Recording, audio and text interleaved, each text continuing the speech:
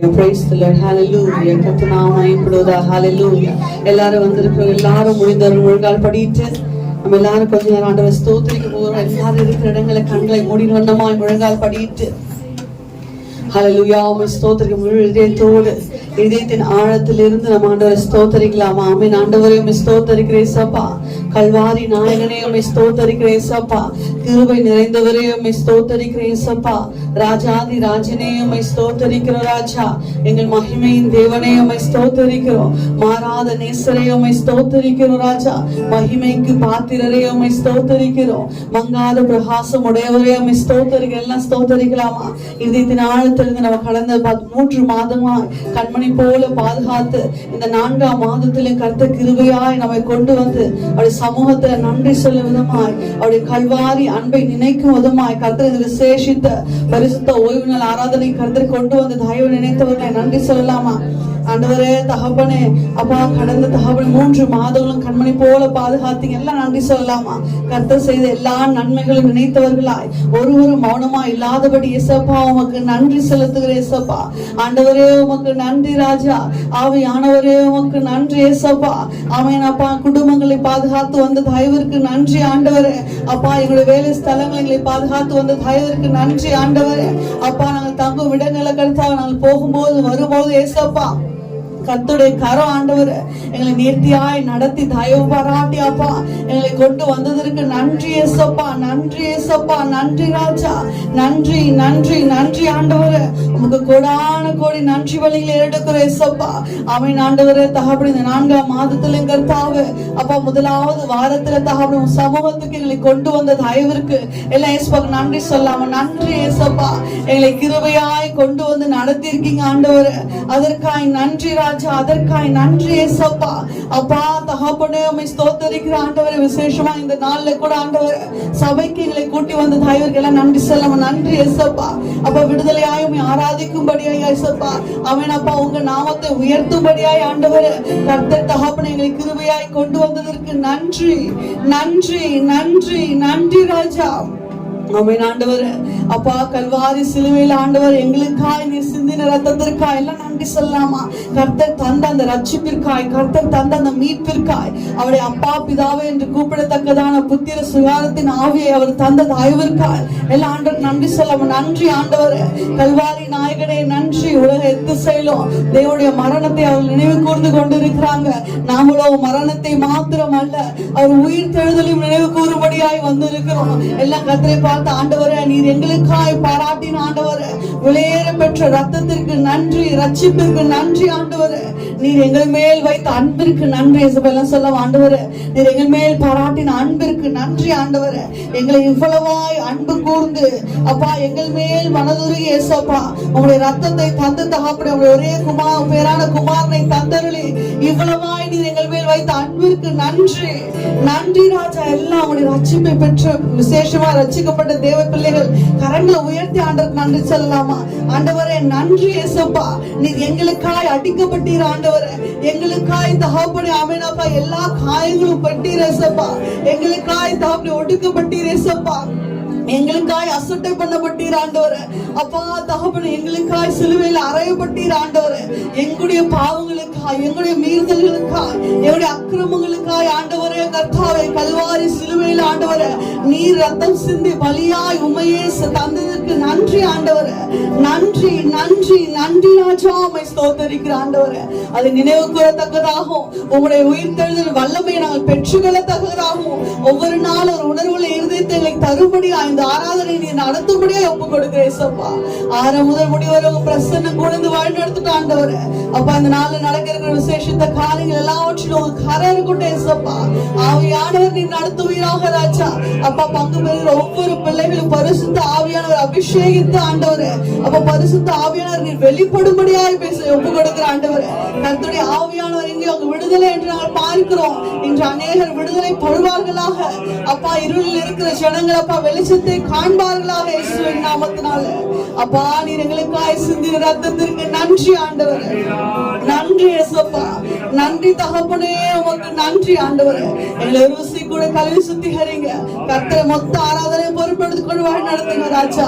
அப்பா எங்களுக்கு எல்லாம் ஆண்டவரே, எங்களுக்கு எல்லாம் ஏசப்பா உங்க நாமத்துக்கு மாத்திரம் மகிமை உண்டாவட்டே இயேசுவின் நாமத்தினால. செய்ய போற தாயவருக்கு நன்றி. எல்லாவற்றையும் கரங்களை ஒப்படைக்கிறோம். இயேசு கிறிஸ்துவின் ஜெபிக்கிறோம் ஜீவன பரிசுத்தம் நல்ல பிதாவே, ஆமென். எல்லாரும் அப்படியே எந்திரிச்சு நின்று ஒரு சில பாடல்களை பாடும் ஆண்டவர் நாமத்தை மகிமைப்படுத்த போறோம். ஹல்லேலூயா.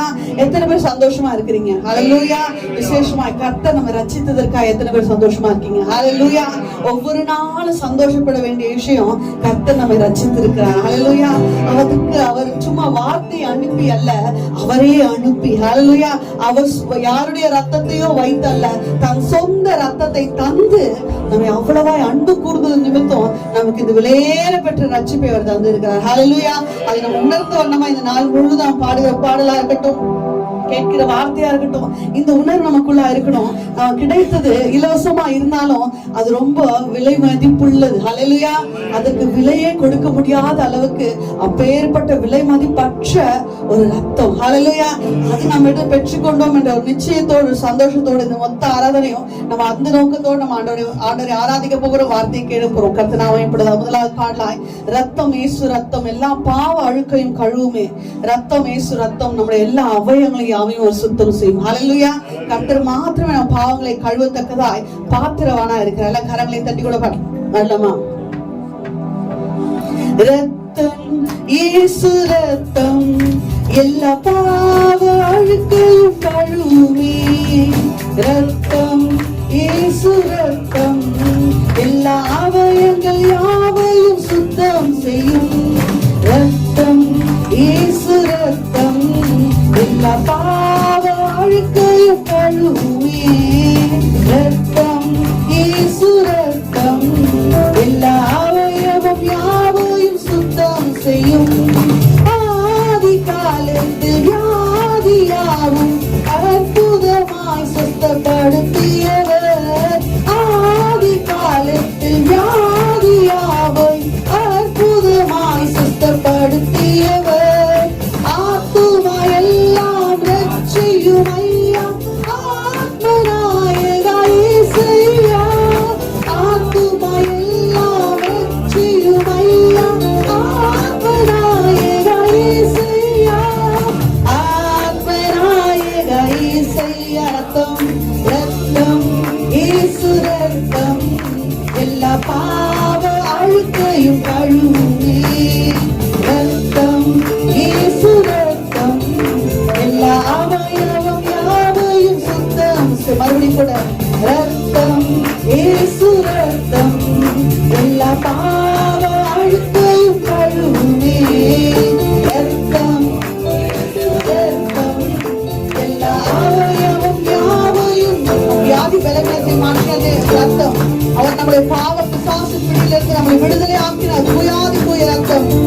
வியாதி நேரத்தில் பரிகாரி நீரே, பரம ஔஷதம் நீதானையா. வியாதி நேரத்தில் பரிகாரி நீரே, பரம ஔஷதம் நீதானையா. பிசாசின் பிடியில் விடுதலை உண்டு, மாறாத உம் ரத்தம் வல்லமையாய், மாறாத உம் ரத்த வல்லமையாய். ரத்தம் இயேசு ரத்தம் எல்லா பாவ அழுக்கையும் கழுவுமே. ரத்தம் இயேசு ரத்தம் எல்லா அவயவம் யாவையும். மறுபடியும் ஒரு சில ரத்தம் ரத்தம் இயேசு ரத்தம் எல்லா பாவ அழுக்கையும் கழுவுமே. ரத்தம் சத்தத்தை உயர்த்தி எல்லா அவயங்கள். அவருடைய 5 காயங்கள் ஆறாக ஓட ரத்த வெள்ளத்தில் அவர் சொரிந்திருக்கும்படியாய், நம்முடைய பாவத்திற்காய் நம்மை மன்னிக்கும்படியாய் அவர் அந்த நேரத்தில் நம்மை நினைப்பவராய் ரத்தத்தை சிந்தினார். 5 காயங்கள் ஆறாக ஓட ரத்த வெள்ளம் சொரிந்தீரையா. 5 காயங்கள் ஆறாக ஓட ரத்த வெள்ளம் சொரிந்தீரையா. பாவியம் என்னை மன்னியும் என்று கெஞ்சும் இந்த வேளையிலே,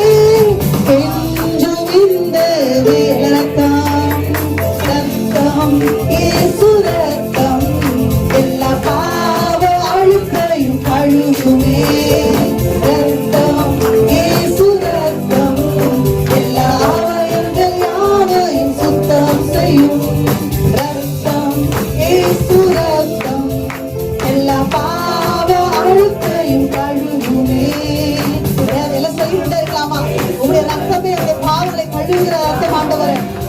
ஒரு விசை கூட ரத்தம் இயேசு ரத்தம் ரத்தம் எல்லாம் உணர்ந்து பாடலாமா? அவர் ரத்தத்தினால் மீட்கப்பட்ட தேவ ஜனமே, விடுதலையோடு அவரை ஆராதிக்கும்படி அவரை மீட்டு எடுத்திருக்கிறார். எல்லாம் விடுதலையை ஆராதிக்கலாமா? இயேசு ரத்தம் எல்லா ஆவயங்கள் யாவையும் ஒரு வெள்ளி அல்ல பொன்னை அல்ல ஒரு ரத்தத்தை விலையாக கொடுத்து சிலுவையிலே தன்னுடைய ஜீவனை தந்து நமக்காய் சொந்தமாய் கொண்டுபடியாய் கர்த்தருடைய விலையேறப்பட்ட ரத்தத்தை கொடுத்து மீட்டெடுக்கிறார்.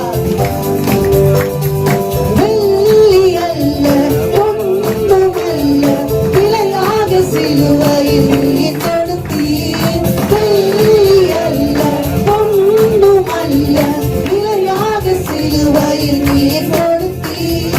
விலையேறிய ரத்தம் எனக்காக ஈந்து சொந்தமாக எனக்கொண்டு விலையேறிய ரத்தம் எனக்காக ஈந்து சொந்தமாக எனக்கொண்டு சொந்தமாக எனக்குள்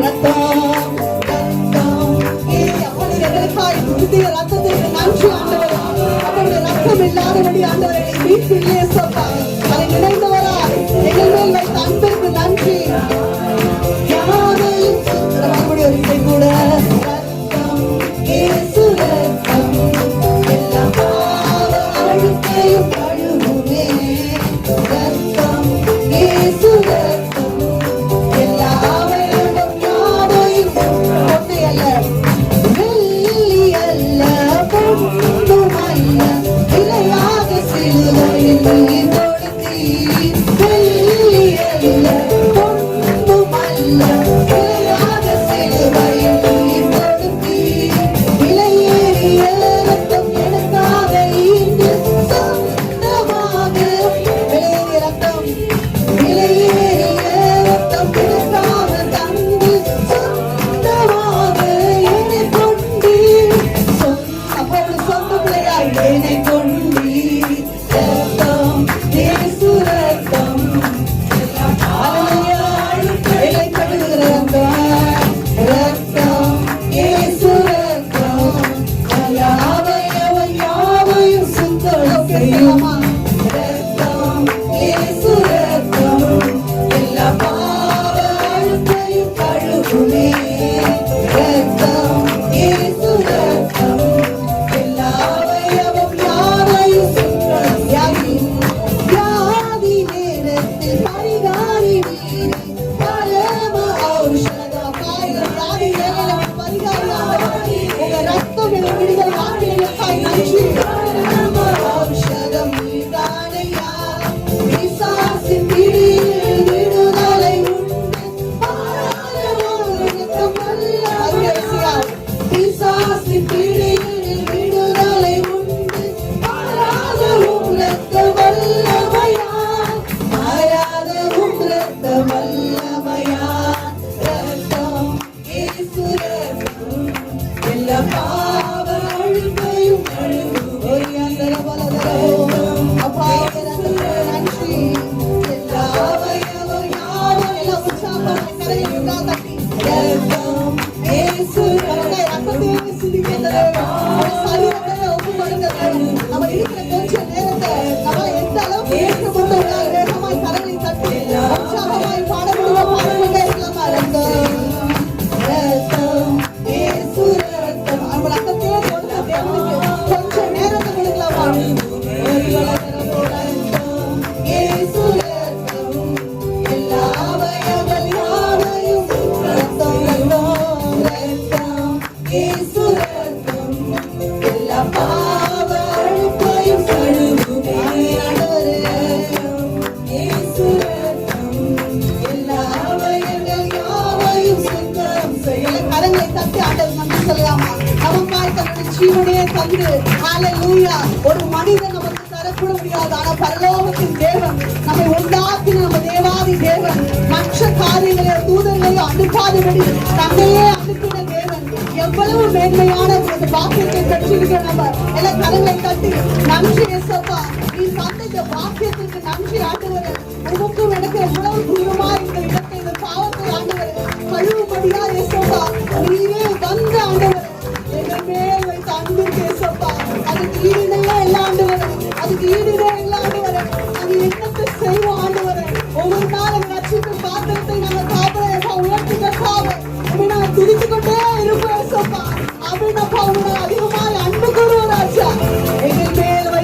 கிருபைகளுக்கு நன்றி. எங்கள் மேல் பாராட்டின தயவுக்கு நன்றி. அப்பா உங்க ரத்தத்திற்கு நன்றி ஆண்டவரே. எங்கள் மீது அன்பு வைத்தேசப்பா. சிலுவையில் பலியானீரே அப்பா. எவ்வளவு அன்புள்ள ஒரு ஆண்டவர், எவ்வளவு அன்புள்ள ஆண்டவர். இந்த பூமிக்கு அவர் வந்தது நம்ம ரட்சிக்கும்படியாய் மாத்திரம், அதற்கு முன்பாய் அவர் நம்ம அன்பு வைத்ததனால். ஹல்லேலூயா. ஒருவர் தன்னுடைய சிநேகிதர் மேல எவ்வளவு அன்பு வைத்திருப்பானா தன்னுடைய ஜீவனையே அவனுக்கு கொடுப்பானோ. ஹல்லேலூயா. ஆனா உலகத்தில் இருக்கிற மனிதர்கள் செய்யும் பொழுது நம்ம தேவாதி தேவன் அவர் செய்வது எவ்வளவு மேன்மையான காரியம். ஹல்லேலூயா. ஒரு பாடலை கூட பாடி ஆண்டவரே என் மீது நீங்க அன்பு கொடுத்திருக்கீங்க ஏசப்பா, அதனாலதான் ஆண்டவர் நீங்க சிலுவையில பலியானீர் ஆண்டவரே. ஹல்லேலூயா. அது கட்டாயமாய் அவர் செய்யவில்லை, யாரும் கேட்டு செய்யவில்லை, அது ஒரு கட்டாயமான சூழ்நிலையே இல்ல. அவரே முன் வந்து அவரே நம்ம வைத்த அன்பின் நிமித்தம் வாலண்டியரா வந்து தன்னுடைய ஜீவனை தந்தார். ஹல்லேலூயா. அந்த கெத்செமனே தோட்டத்துல அவர்களுக்கு போய் பிடிக்கும் பொழுது அவர் ஓடவில்லை, நான் வரமாட்டேன்னு சொல்லவும் இல்லை, அவராகவே. ஹல்லேலூயா. எப்பேற்பட்ட அன்பு, எப்பேற்பட்ட தியாகம், அதெல்லாம் உணர்ந்தவெல்லாம் பாடலாமா? என் மீது அன்பு கூர்ந்து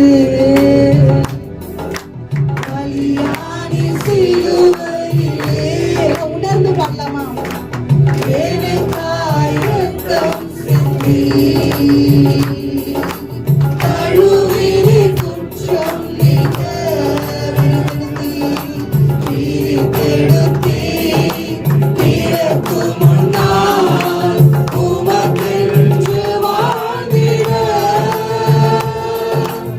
Yeah.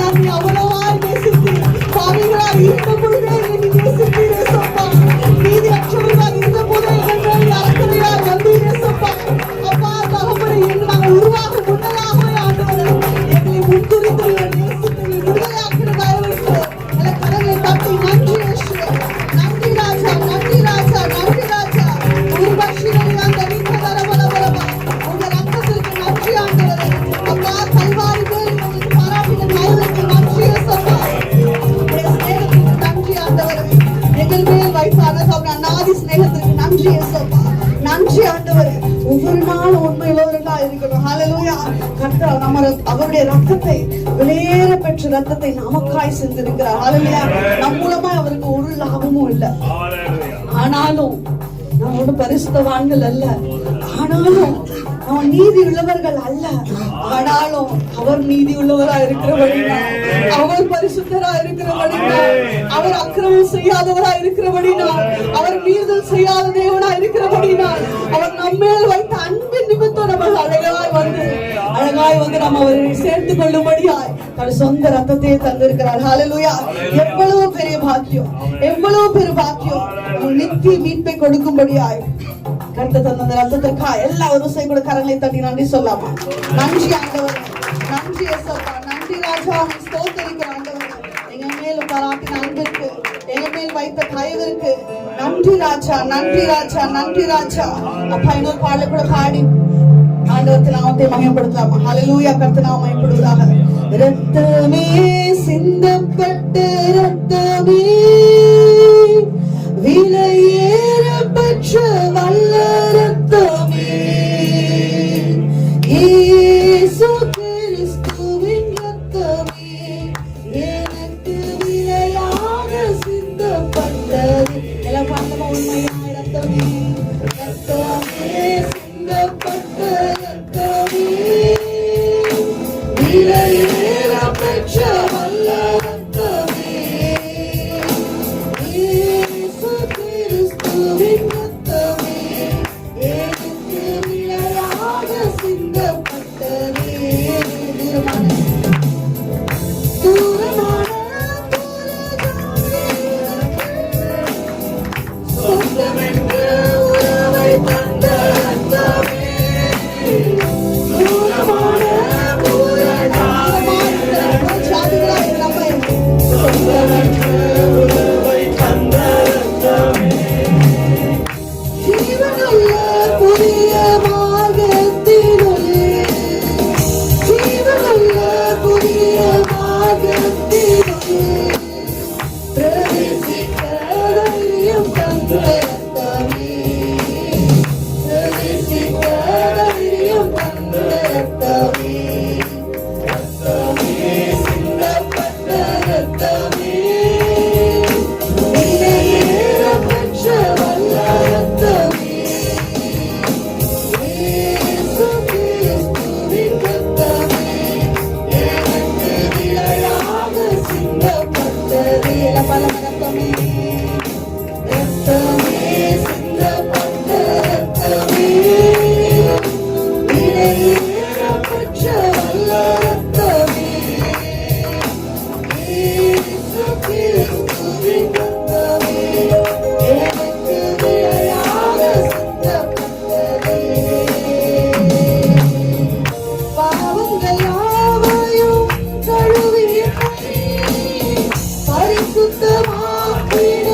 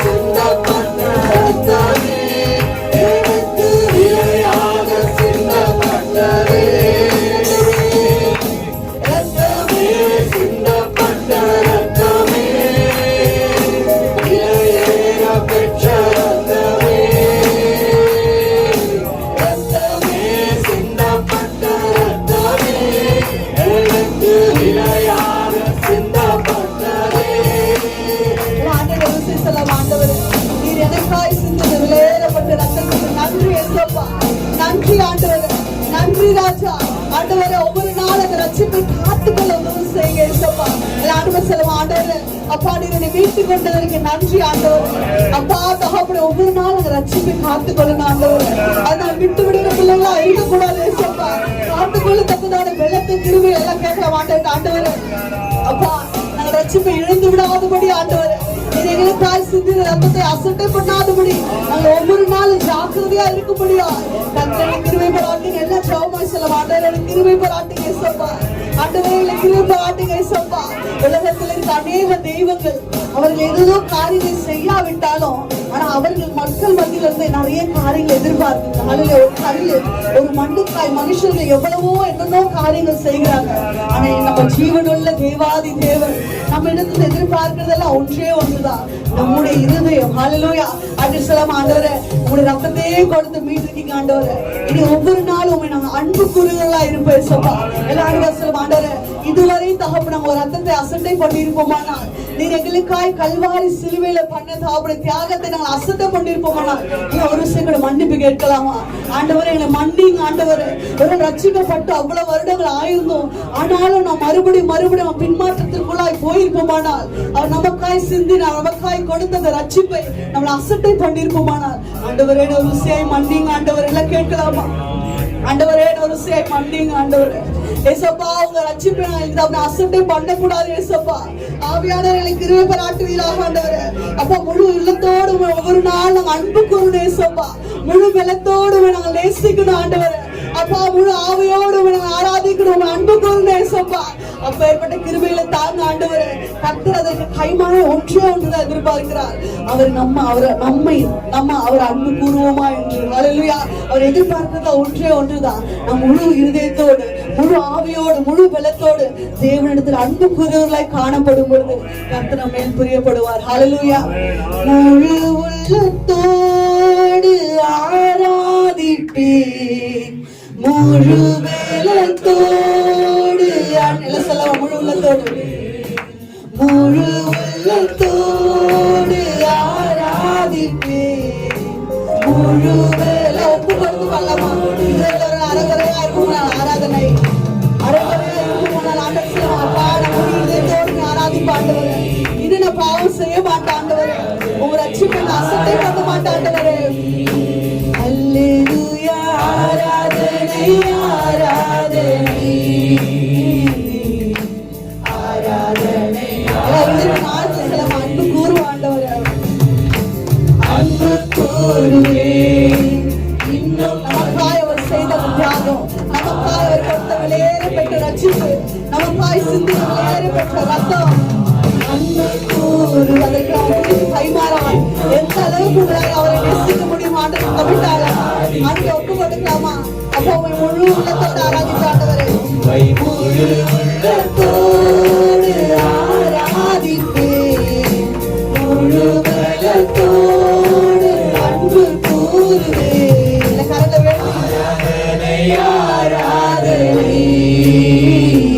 உயர்த்தி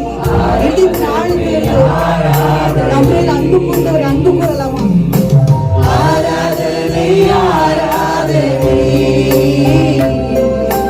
ஆராதனை ஆராதனை ஆராதனை ஆராதனை ஆராதனை. நம்முடைய ஒரே பேரான குமாரனை நம்மேல் அன்பு வைத்தது நிமித்தம் இந்த உலகத்திற்கு கர்த்தர் இவ்வளவாய் அன்பு கூர்ந்த தேவன். ஆராதனை ஆராதனை ஆராதனை ஆராதனை. கடைசியாய் உண்மை அன்பு கூறு ஆண்டவர் உண்மையா அன்பு கூறுவே. சபையார் பாடலாம், சபை சத்தம் உயர்த்தும்.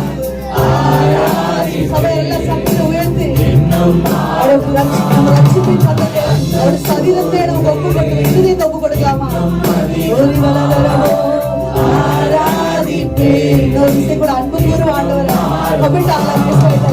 அன்பு கூறு உண்மையா இன்னும் அதிகமாக நேற்று விட ஆண்டவர் இன்னும் அதிகமாக இன்னும் ஆர்வமாய் ஆண்டவர் அசட்டை பண்ண மாட்ட ஆண்டவர்.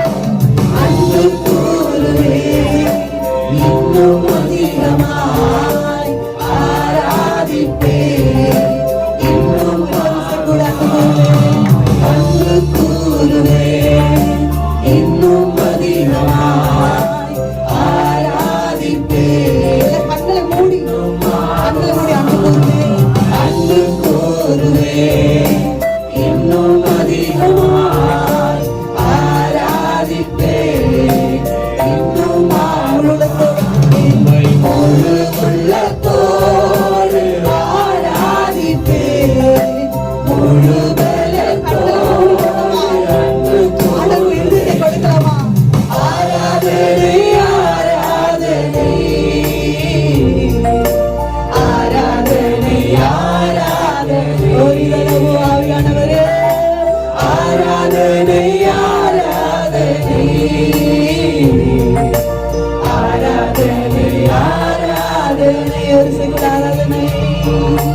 கரங்களை உயர்த்தி அசைங்க, கரங்களை அசைத்து நம் ஜீவனை தந்ததற்கு கரங்களை அசைக்கலாமா?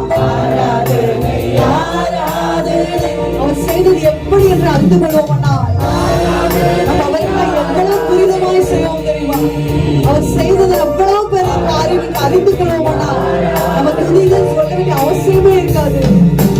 ஆராதனை ஆராதனை இவ்வளவாய் தேவனே, ஆராதனை ஆராதனை ஆராதனை எங்கள் மேல் அன்பு வைத்த தேவனே, ஆராதனை ஆராதனை ஆதரவளவா, ஆராதனை ஆராதனை. ஆண்டவரே, எங்கள் மேல் பாராட்டின அன்பிற்கு நன்றி ஏசப்பா. எங்கள் மேல் வைத்த தயவிற்கு நன்றி ஆண்டவரே. எங்களை நிர்கதியாய் விடாதபடி அப்பா, பாவம் குழியிலே கிடந்து நாங்கள் சாகாதபடி ஆண்டவரே எங்களை மீட்கும்படியாய், எங்களுடைய அக்கிரமங்களுக்காய் அடிக்கப்பட்டீர், எங்களுடைய மீறுதலுக்காய் நீ நொறுக்கப்பட்டீர் ஆண்டவரே. அப்பா, எங்களால் என்ன செய்யக்கூடும் ஆண்டவரே? ஒவ்வொரு நாள் உங்களை நாங்கள் நேசிக்கிறீர்கள் ஆவியானவரே. இன்னும் அதிகமாய் தருபடியாய் கொடுதேசப்பா. ஆவியானவரை ஒத்தாசை செய்க. எங்களை நேசித்த தேவனை நாங்கள் நேசிக்கும்படியாய் ஏசப்பா. நாங்கள் பாவிகளா இருந்த பொழுதே நேசித்த தேவனை, அந்த பரிசுத்த தேவனை நேசிக்கத்தக்கதான இருதயத்தை இன்னும் அதிகமாய் அந்த வாஞ்சைகளுக்குள்ளாய் கட்டளையிடுவீராக. ஆவியானவங்க நாம் மகிழ்ப்படுவதாக ராஜா, கர்த்தருடைய நாம் மகிழ்ப்படுவதாக. நீ சிந்தின ரத்தத்திற்கு நன்றி, நீ கொடுத்த இந்த மகா பெரிய பாக்கியத்திற்கு நன்றி. ஒவ்வொரு நாள் உண்மையுள்ள இருதயத்தோடு, அன்புள்ள இருதயத்தோடு உங்களுக்கு உண்மை உத்தமாய் வாழ உதவி செய்யுங்க. இயேசு கிறிஸ்து மூலம் ஜெபிக்கிறோம் ஜீவன பரிசுத்த பிதாவே. சிலுவை சுமந்தராய் சீஷராகுவோம், சிலுவை சுமந்தராய் சீஷராகுவோம், வாழ்வேறு காணை சரிப்போம், நிந்தை வாழ்வேறு சந்தோஷம் கொள்வோம், நிந்தை வாழ்வேறு காணை சரிப்போம், நிந்தை சுமப்பேரும்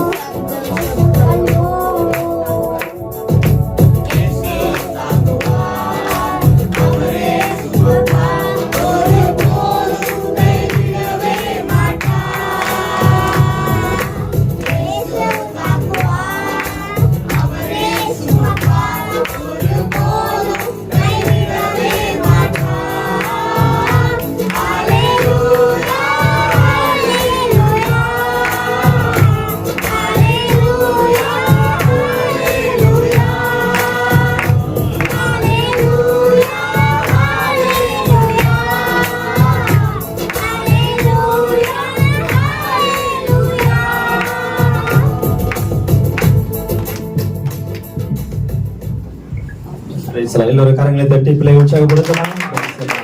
கர்த்தர் ஆசீர்வதிப்பாராக. ஆமென். Praise the Lord. ஹல்லேலூயா. Praise the Lord. எத்தனை சந்தோஷமா இருக்கீங்க? Praise the Lord. ஹல்லேலூயா. கர்த்தர் நல்லவர். கர்த்தருடைய பரிசுத்த நாமத்துக்கு மகிமை உண்டாவதாக. ஹல்லேலூயா. Praise the Lord. கர்த்தர் நல்லவர். ஸ்தோத்திரம். ஹல்லேலூயா. கர்த்தர் நல்லவர். எத்தனை பேரு உண்மையாகவே சந்தோஷமா இருக்கிறீங்க? ஹல்லேலூயா. கர்த்தர் நல்லவர். கர்த்தருடைய பரிசுத்த நாமத்திற்கு மகிமை உண்டாவதாக. இரட்சகரும் மீட்பருமாகிய கர்த்தராகிய இயேசு கிறிஸ்துவின் நாமத்தினாலே உங்களை வாழ்த்தி உங்களை ஆசீர்வதிக்கிறோம். கர்த்தர் உங்களை ஆசீர்வதிப்பாராக. ஆமென் சொல்லலாமா? ஆமென். Praise the Lord.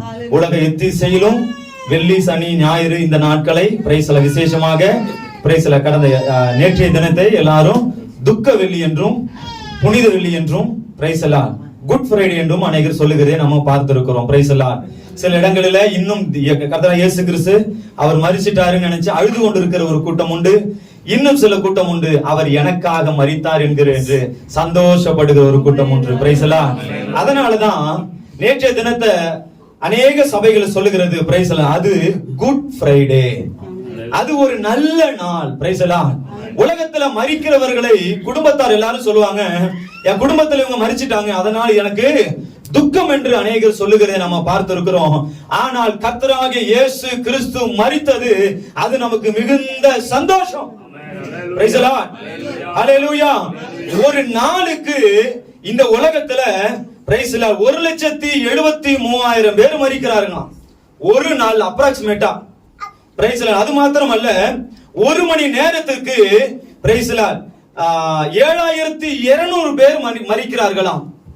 Price the Lord. அதே போல ஒரு நிமிடத்திற்கு 120 பேர் மரிக்கிறார்கள்.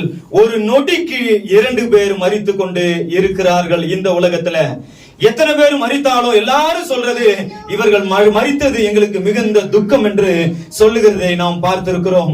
ஆனால் கர்த்தராகிய இயேசு கிறிஸ்து மரித்ததுதான் நமக்கு மிகுந்த ஆசீர்வாதம். ஆமென் சொல்லுங்க. அல்லேலூயா.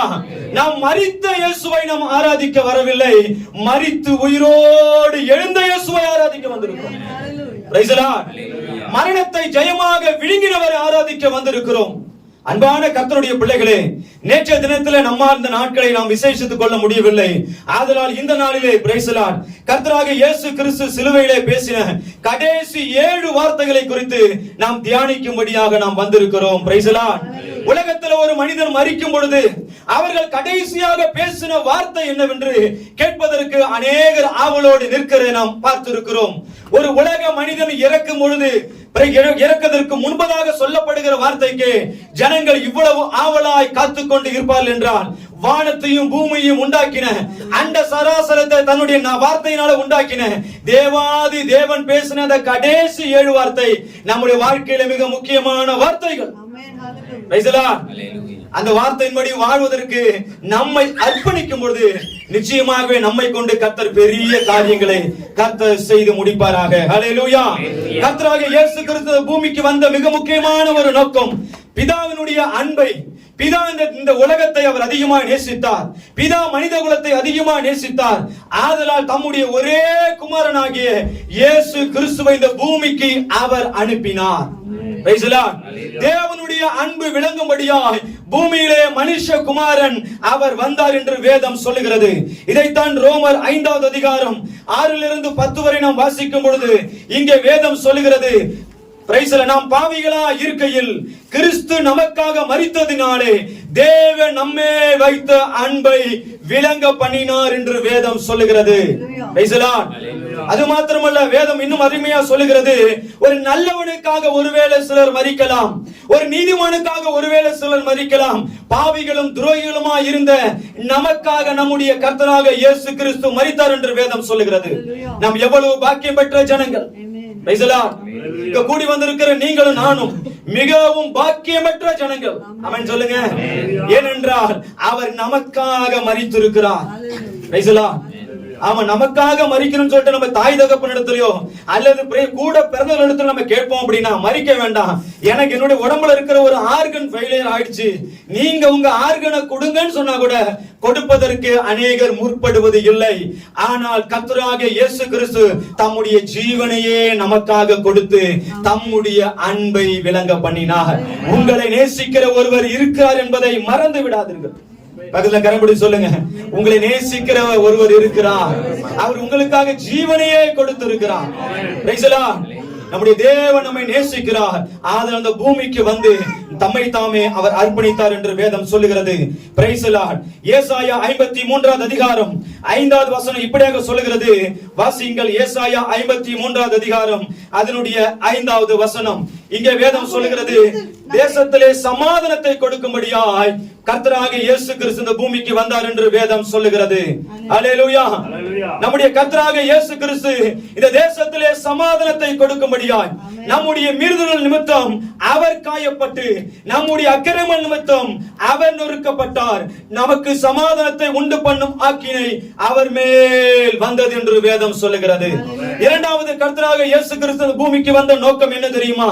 நீங்களும் நானும் தேசத்திலே சமாதானமாய் இருக்கும்படியாய். சமாதான குலைச்சலோடு ஒருவேளை இந்த இடத்துல வந்திருக்கலாம். கர்த்தர் உங்களை பார்த்தவர் சொல்லுகிறார், நம்முடைய தேவன் மரித்தது உங்களுக்கு சமாதானத்தை கொடுக்கும்படியாக.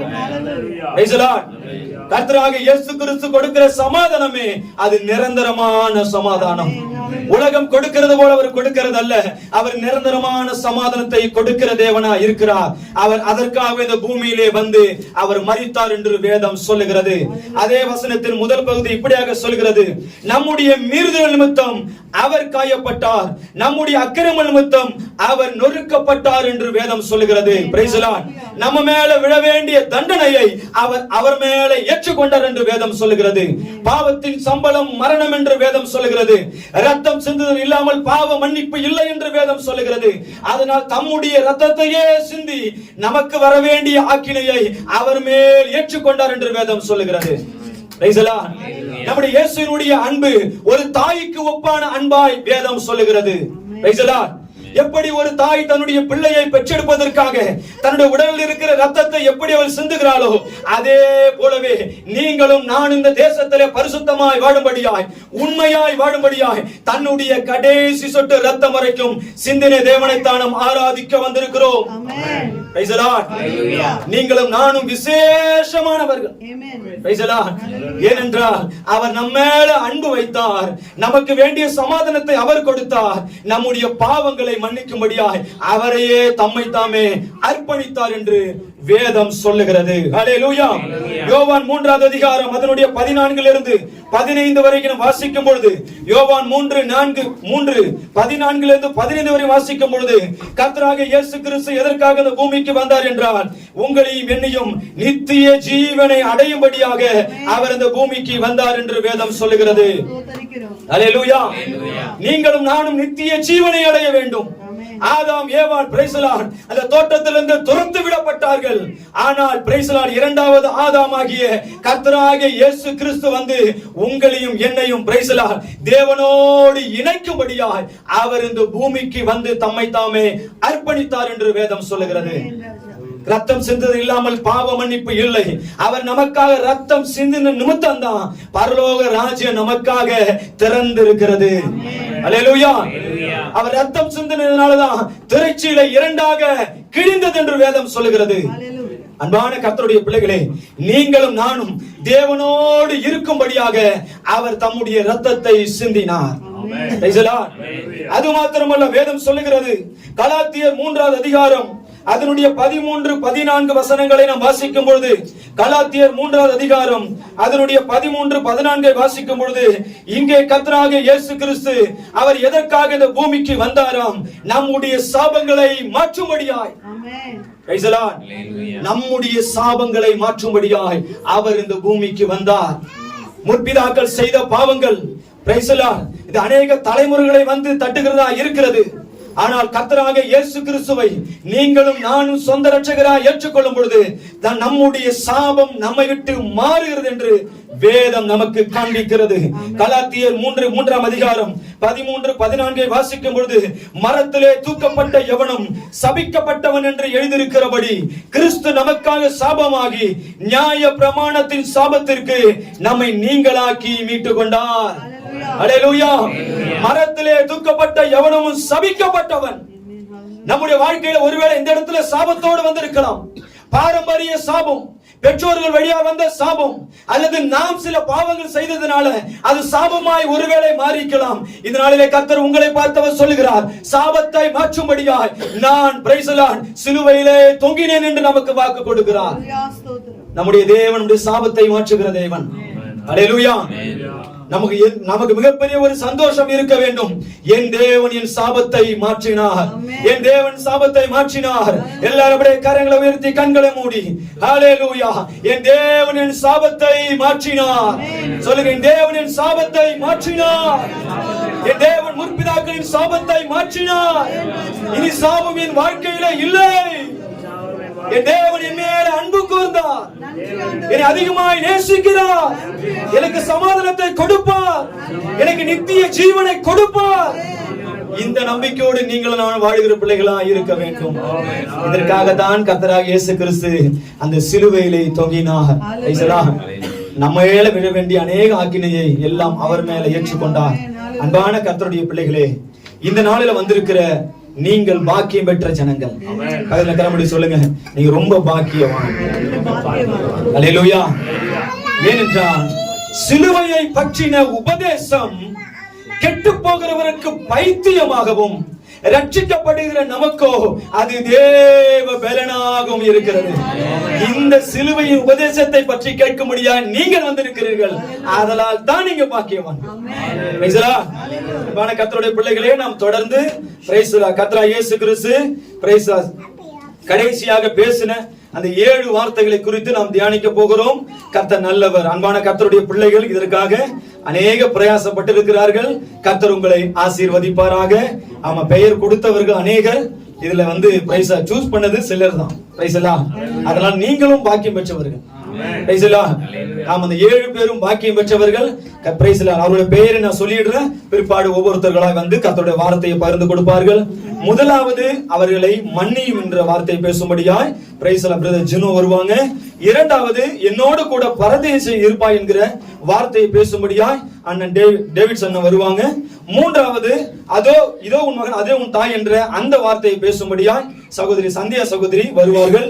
என் தேவனே ஏன் என்னை கைவிட்டேன் என்ற வார்த்தையை பேசும்படியாய் சகோதரி அனுஷா சகோதரி வருவார்கள். தாகமாய் இருக்கிறேன் என்ற வார்த்தை பேசும்படியாக சகோதரி சுஜிலா சகோதரி வருவார்கள். அதை தொடர்ந்து முடிந்தது என்கிற வார்த்தை பேசும்படியா ஜிம்சன் பிரதர் வருவாங்க. Praise lord. உம்முடைய கைகளில் என் ஆவியை ஒப்படைக்கிறேன் என்கிற வார்த்தையை பேசும்படியாய் பிரைஸ் லார்ட் ஈஸ்ராஜ் பிரதர் ராஜ் பிரதர் வருவாங்க. ஹல்லேலூயா. ஆமா, உங்களுக்கான ஒரே ஒரு ரூல்ஸ் மட்டும் சொல்லிடுறேன். நேரம் ரொம்ப ஃபாஸ்டா போயிட்டு இருக்கு இன்னைக்கு. கர்த்தர் நல்லவர். ஆமா, குறைந்தபட்சம் 5 அதையும் சொல்லிடுறேன். ஆள் மைக்க பிடிச்சோன்னு ஏசி நாமத்துல கீழே இறங்கிட கூடாது. குறைந்தபட்சம் 5, அதிகபட்சம் 7 to 8, 7 to 10 கூட வைங்க. ஆனா 10க்கு மேல ஒரு நிமிஷம் போனீங்கன்னா கீழே இருந்து ஆமென் சொல்லப்படும். யார் எதுக்கு ஆமென் சொல்ல ரெடியா இருக்கிறீங்க? எல்லாருமா? பிரைஸ் எல்லாம். எல்லாரும் டைம் பார்க்காதீங்க. அதுக்கு ஒரு ஆள் ஆயத்தமா இருங்க. பிரைஸ் எல்லாம். நீங்க யாரு இங்க மேல ஏறுறீங்களோ டைம் அங்க பாத்துங்க.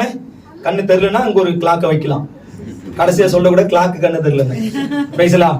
ஆமா, சரியாக குறைந்தது 5, அதிகபட்சம் 7 to 10க்குள்ள முடிக்கும்படி அன்போடு கேட்டுக்கொள்கிறேன். எல்லாரும் கரங்களை ஒரு விஷயம் கூட உற்சாகமாய் தட்டலாமா? கர்த்தருடைய பரிசுத்த நாமத்துக்கு மகிமை உண்டாவதாக. அவர்களுக்காக ஒரு சின்ன ஜெபம் பண்ணிடலாம். கர்த்தர் நல்லவர். கண்களை மூடி கர்த்தரை நோக்கி பார்த்து ஜெபிக்கலாம். நல்ல தகப்பனே, நீர் கொடுத்த நல்ல நாளுக்காக உமக்கு நன்றி செலுத்துகிறோம். ஒரு வார்த்தையை பகிர்ந்து கொடுக்க முடியாய் வருகிறதான அன்பான உடைய பிள்ளைகளை கர்த்தர் அபிஷேகித்து கர்த்தர் நடத்துங்க. ஆசீர்வதிங்கப்பா. ஆண்டவரே ஸ்தோத்திரம். நாவிலிருந்து உம்முடைய வார்த்தைகள் வெளிப்படும்படியாய் நம்ம நோக்கி பார்க்கிறோம். மறைத்து நீர் வெளிப்படுங்க. இயேசுவின் நாமத்தில் பிதாவே, ஆமென். முதலாவது வார்த்தையை கொடுக்கும்படியாய் ஜினு பிரதர் வருவார்கள். பிரைஸ் எல்லாம். அவர் முடித்த உடனே அடுத்தவர்கள் வரும்படி அன்போடு கேட்டுக்கொள்கிறேன். கர்த்தருடைய பரிசுத்த நாமத்துக்கு மகிமை உண்டாவதாக. நாம் இப்போ சிலுவையில இயேசு சொன்ன கடைசி 7 வார்த்தையில முதல் வார்த்தையை நம்ம இப்போ தியானித்து ஜெபிக்க போகிறோம். அதற்கு ஆதார வசனமாக அனைவரும் லூக்கா 23:34 எடுத்தவர்கள் சீக்கிரமாக வாசிங்க. 23:34. அப்பொழுது இயேசுவே, பிதாவே, இவர்களுக்கு மன்னியும், தாங்கள் செய்கிறது இன்னதென்று அறியாது இருக்கிறார்களே என்றார். அவருடைய வஸ்திரங்களை அவர்கள் பங்கிட்டு சீட்டு போட்டார்கள். ஆமென். அல்லேலூயா. அப்பொழுது இயேசு, பிதாவே, இவர்களுக்கு மன்னியும், தாங்கள் செய்கிறது இன்னதென்று அறியாது இருக்கிறார்களே என்றார். இந்த டைம்ல எந்த டைம்ல ஆண்டவர் இந்த எல்லாரையும் மன்னித்தார் அப்படின்னு பார்த்தா, அவர் எதனால எல்லாம் தாக்கப்பட்டார் அப்படின்னு பார்த்தா, வேதம் சொல்கிறது வார்த்தையினால் தாக்கப்பட்டார். அவரை கோலினால தாக்குனாங்க, சாட்டையினால் தாக்கப்பட்டார், முள்ளினால். அப்புறம் அந்த சிலுவை பைபிள் அறிஞர்கள் என்ன சொல்றாங்கன்னா 130 to 150 கிலோ இருக்கும் அப்படின்னு. அந்த வெயிட்டை எடுத்துட்டு அவர் நடக்க வச்சாங்க. அப்புறம் 3 ஆணியில அவரை தொங்க வச்சாங்க. இந்த அளவு அவரை கஷ்டப்படுத்தின அப்புறம் அவர் தன்னை விட்டு ஓடின சீஷர்களை மன்னித்தார். வாரினால் அடித்தவர்களை, முகத்தில் உமிழ்ந்தவர்களை, தலையில் குட்டினவர்களை, கன்னத்தில் அறைந்தவர்களை, முட்கிரீடம் சூட்டியவர்களை, அவரை பரிகாசம் பண்ணினவர்களை, தன்னை நிந்தித்தவர்களை, சிலுவையில் ஒப்பு கொடுத்தவர்களை, இப்படி அந்த நாள்ல ஸ்டார்டிங்ல இருந்து எண்டு வரைக்கும் அவர் ஃபுல்லாவே கஷ்டப்பட்டார். அந்த கஷ்டப்பட்ட எல்லாரையும் கர்த்தர் மன்னித்தார். அல்லேலூயா. இதுல இருந்து இந்த இடத்துல நம்ம இருந்திருந்தா நம்ம என்ன சொல்லியிருப்போம்? நம்மளை இப்போ ஒரு ஆள் சிலுவையில அரைஞ்சிருக்காங்க, அரைஞ்சிட்டு நம்மளை காரி உமிழ்ந்து, நம்மளை துப்பி, நம்ம தலையில முள்கிரீடம் வச்சு நம்மளை இவ்வளவு கொடுமைப்படுத்தினாங்கன்னா, நார்மல் ஒரு மனுஷன்னா நம்ம சபிச்சிருப்போம், இல்லைன்னா அழுதுருப்போம். ஏன்னா நமக்கு என்னெல்லாம் கெட்ட வார்த்தை தெரியுமோ எல்லா கெட்ட வார்த்தையும் நம்ம கூப்பிட்டுருப்போம். அந்த அளவு ஒரு கஷ்டத்துல இருந்துட்டு ஆண்டவர் இவங்களை எல்லாம் மன்னித்தார். அது மட்டும் இல்ல, இப்போ நம்ம ஒரு நார்மல் மனுஷனா இருக்கிறோம். ஆண்டவர் இந்த உலகத்துல 30 வருஷத்துல அவரு ஜெபம் பண்ணா மரிச்சவங்க எழுந்தாங்க. அவரு ஒரு வார்த்தை சொன்னா வாய் பேச முடியாதவங்க பேசினாங்க, முடவர்கள் நடந்தார்கள், சப்பானிகள் நடந்தார்கள், பேச முடியாதவங்க பேசினாங்க, காது கேட்க முடியாதவர்கள் கேட்டாங்க. இந்த அளவு அதிசயம் சொன்ன ஆண்டவருக்கு ஆண்டவருக்கு ஒரு வார்த்தை சொல்லியிருந்தா போதும், கீழே நிக்கிற எல்லாரையும் சபிச்சிருந்தா எல்லாரும் அதுலயே சுருண்டு விழுந்து இறந்துருப்பாங்க. ஆமென்.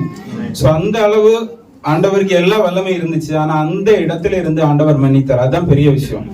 இதுல நம்ம 3 விதமா பார்க்க போறோம். ஃபர்ஸ்ட், இவைகள் சம்பவிப்பதற்கான காரணம்.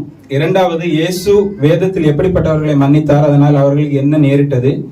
மூன்றாவது, இதுல இருந்து நம்ம என்ன கற்றுக்கொள்ள போறோம். 3 நம்ம ஸ்பீடா பார்த்து முடிச்சிடலாம். இவைகள் சம்பவிப்பதற்கான காரணம் ஏசாயா 53:12. நானே வாசிக்கிறேன்.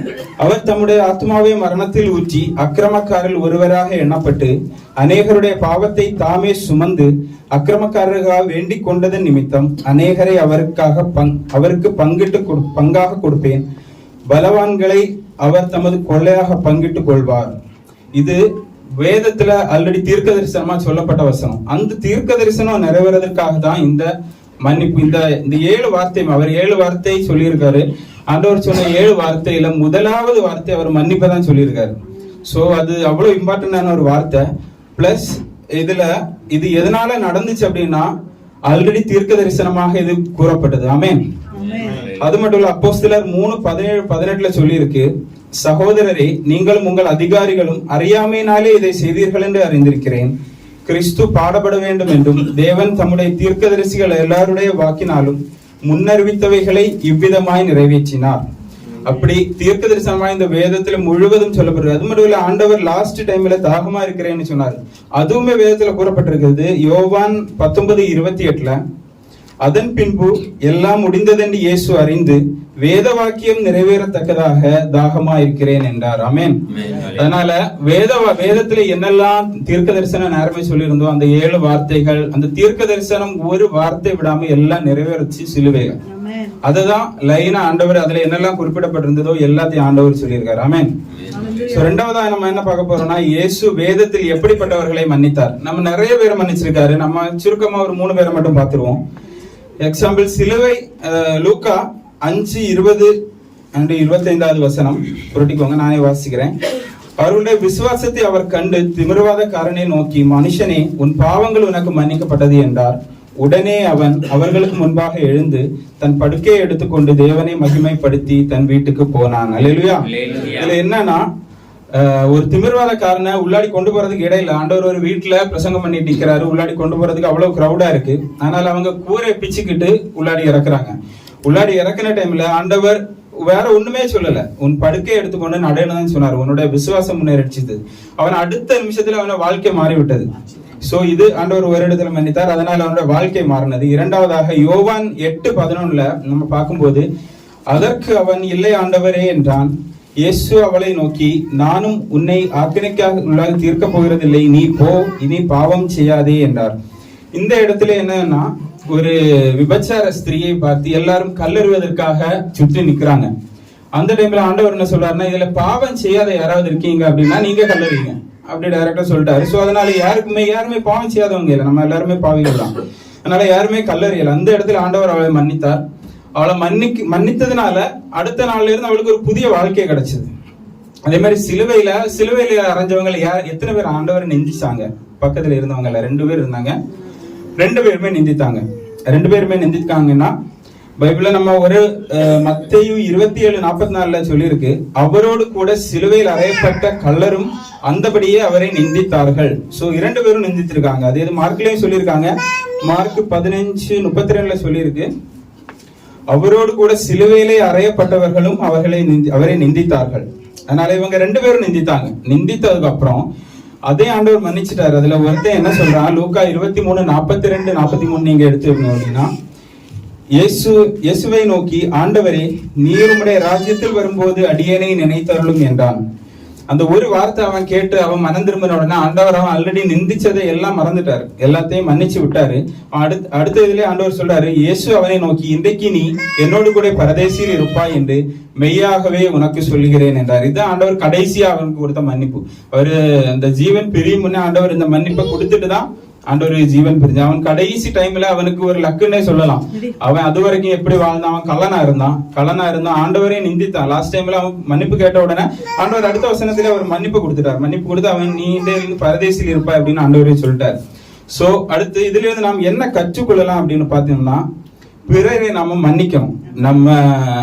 நம்ம ஆண்டவர் இவ்வளவு கஷ்டப்படுத்தின பிறகும் ஆண்டவர் எல்லாரையுமே மன்னித்தார். அவர் நினைச்சிருந்தா என்ன வேணா பண்ணிருக்கலாம். ஆனா அவர் யாரையும் ஒண்ணும் பண்ணல, எல்லாரையும் மன்னித்தாரு. எக்ஸாம்பிள் ஒரு 2-3 எக்ஸாம்பிள் பார்த்து முடிச்சிடலாம். மத்தேயு 6:14 எடுத்தவங்களை யாராவது வாசிங்க. 6:14. மனுஷருடைய தப்பிதங்களை நீங்கள் அவர்களுக்கு மன்னித்தால் உங்கள் பரமபிதா உங்களுக்கு மன்னிப்பார். ஆமென், அல்லேலூயா. இதுல ஆண்டவர் என்ன சொல்றாருன்னா, மனுஷருடைய தப்பிதங்களை நீங்கள் அவர்களுக்கு மன்னித்தால் உங்கள் பரமபிதா உங்களுக்கு மன்னிப்பார். நம்ம வேலை செய்யற இடத்துல இருந்தாலும் சரி, நம்ம வீட்டுல இருந்தாலும் சரி, சின்ன சின்ன இஷ்யூஸ் தான் நிறைய வரும். நமக்கு அவ்வளவு பெரிய இஷ்யூஸ் எல்லாம் வராது. இப்படி பெரிய இஷ்யூஸ் வந்தாலுமே உங்களுக்கு யாரு என்ன பண்ணாலும் நீங்க மன்னிக்க கற்றுக்கொள்ளுங்க. என்னை சேர்த்துதான் நம்ம கோபப்படுறதை விட்டுட்டு நமக்கு அந்த டைம்ல ஆண்டவர் கற்றுக் கொடுத்த அந்த மன்னிப்பை நம்ம அதில் அப்ளை பண்ணணும். ஆமென். அதுக்காக நம்ம வேதம் நம்மளோட பேச ஆண்டவர் சொல்லுகிற ஒரு இடத்துல 70 தரம் நம்ம மன்னிக்கணும் அப்படின்னு. வெளியில உள்ளவங்களே மன்னிக்கிற போது ஆண்டவரை அறிஞ்சு நம்ம அதோட மன்னிக்கணும். அடுத்த வசனம் எபேசியர் 4:32 ஆண்டவர் சொல்லியிருக்காரு, ஒருவருக்கு ஒருவர் தயவாயும் மன உருக்கமாயும் இருந்து கிறிஸ்துவுக்குள் தேவன் உங்களுக்கு மன்னித்தது போல நீங்களும் ஒருவருக்கு ஒருவர் மன்னியுங்கள். இதுல இருந்து என்னன்னா, ஆண்டவர் இப்ப நம்மள மன்னிச்சிட்டாரு. நம்ம எவ்வளவோ தப்பு பண்ணியிருக்கோம், அறிஞ்சும் அறியாமலும். அறிஞ்சே நிறைய பெரிய பெரிய தப்பு எல்லாம் பண்ணியிருக்கோம், அறியாமலும் பண்ணியிருக்கோம். அந்த பெரிய பெரிய தப்புகளே ஆண்டவர் நமக்கு மன்னித்து தந்திருக்காரு. அதையெல்லாம் ஆண்டவர் நமக்கு மன்னிச்சு, ஆண்டவர் அந்த தப்பை மட்டும் மன்னிக்காம இருந்திருந்தா நம்ம இந்த இடத்துல நிக்கவே முடியாது. நம்ம கிருபையினால மட்டும்தான் நிக்கிறோம். ஆண்டவர் இவ்வளவு நம்மளை மன்னிச்சிருக்காரு. சோ இதனால நம்மளும் நம்ம யாருக்கெல்லாம் மன்னிக்கலையோ நம்ம மன்னிச்சிடணும். கொலோசியர் 3:13 சொல்லப்பட்டிருக்கு, ஒருவரே ஒருவர் தாங்கி ஒருவர் பேரில் ஒருவருக்கு குறைபாடு உண்டானால் கிறிஸ்து உங்களுக்கு மன்னித்தது போல ஒருவருக்கு ஒருவர் மன்னியுங்கள். ஆமென். எல்லாரும் அப்போ இதுல இருந்து நம்ம படிக்க வேண்டியது ஆண்டவருடைய முதல் வார்த்தையில இருந்து, நம்முடைய வாழ்க்கையில யாரு என்ன தப்பு பண்ணாலும், நமக்கு எதிராக என்னதான் எழும்பினாலும் நம்ம அவங்கள மன்னிக்கணும். ஆமென். ஒரு சின்ன ஜெபத்தை பண்ணி முடிச்சிடலாம். ஸ்தோத்திரம் ஸ்தோத்திரம் நல்ல பிதாவே, உம்மை ஸ்தோத்திரிக்கிறோம் தகப்பனே. ஏசப்பா ஆண்டவரே, நீங்கள் சிலுவையில் கூறின அந்த ஆண்டவரே 7 வார்த்தைகள் ஆண்டவரே, முதல் வார்த்தை தகப்பனே மன்னிப்பதற்கு நீங்க ஆண்டவரே அவ்வளவு பிரதானமாக்கி கூறியிருக்கிறீங்க தகப்பனே. ஏசப்பா ஆண்டவரே, இந்த மன்னிப்பை ஆண்டவரே நாங்கள் எங்களுடைய வாழ்க்கையில ஆண்டவரை அப்ளை பண்ண கர்த்த நீர் உதவி செய்ய வேணுமாய் செபிக்கிறோம் தகப்பனே.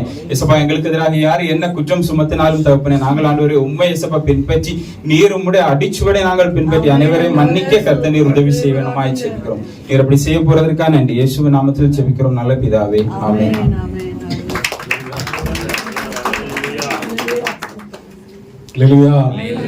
எனக்கு வேலை இல்லாம பிரதர் என்னுடைய வார்த்தையை சொல்லி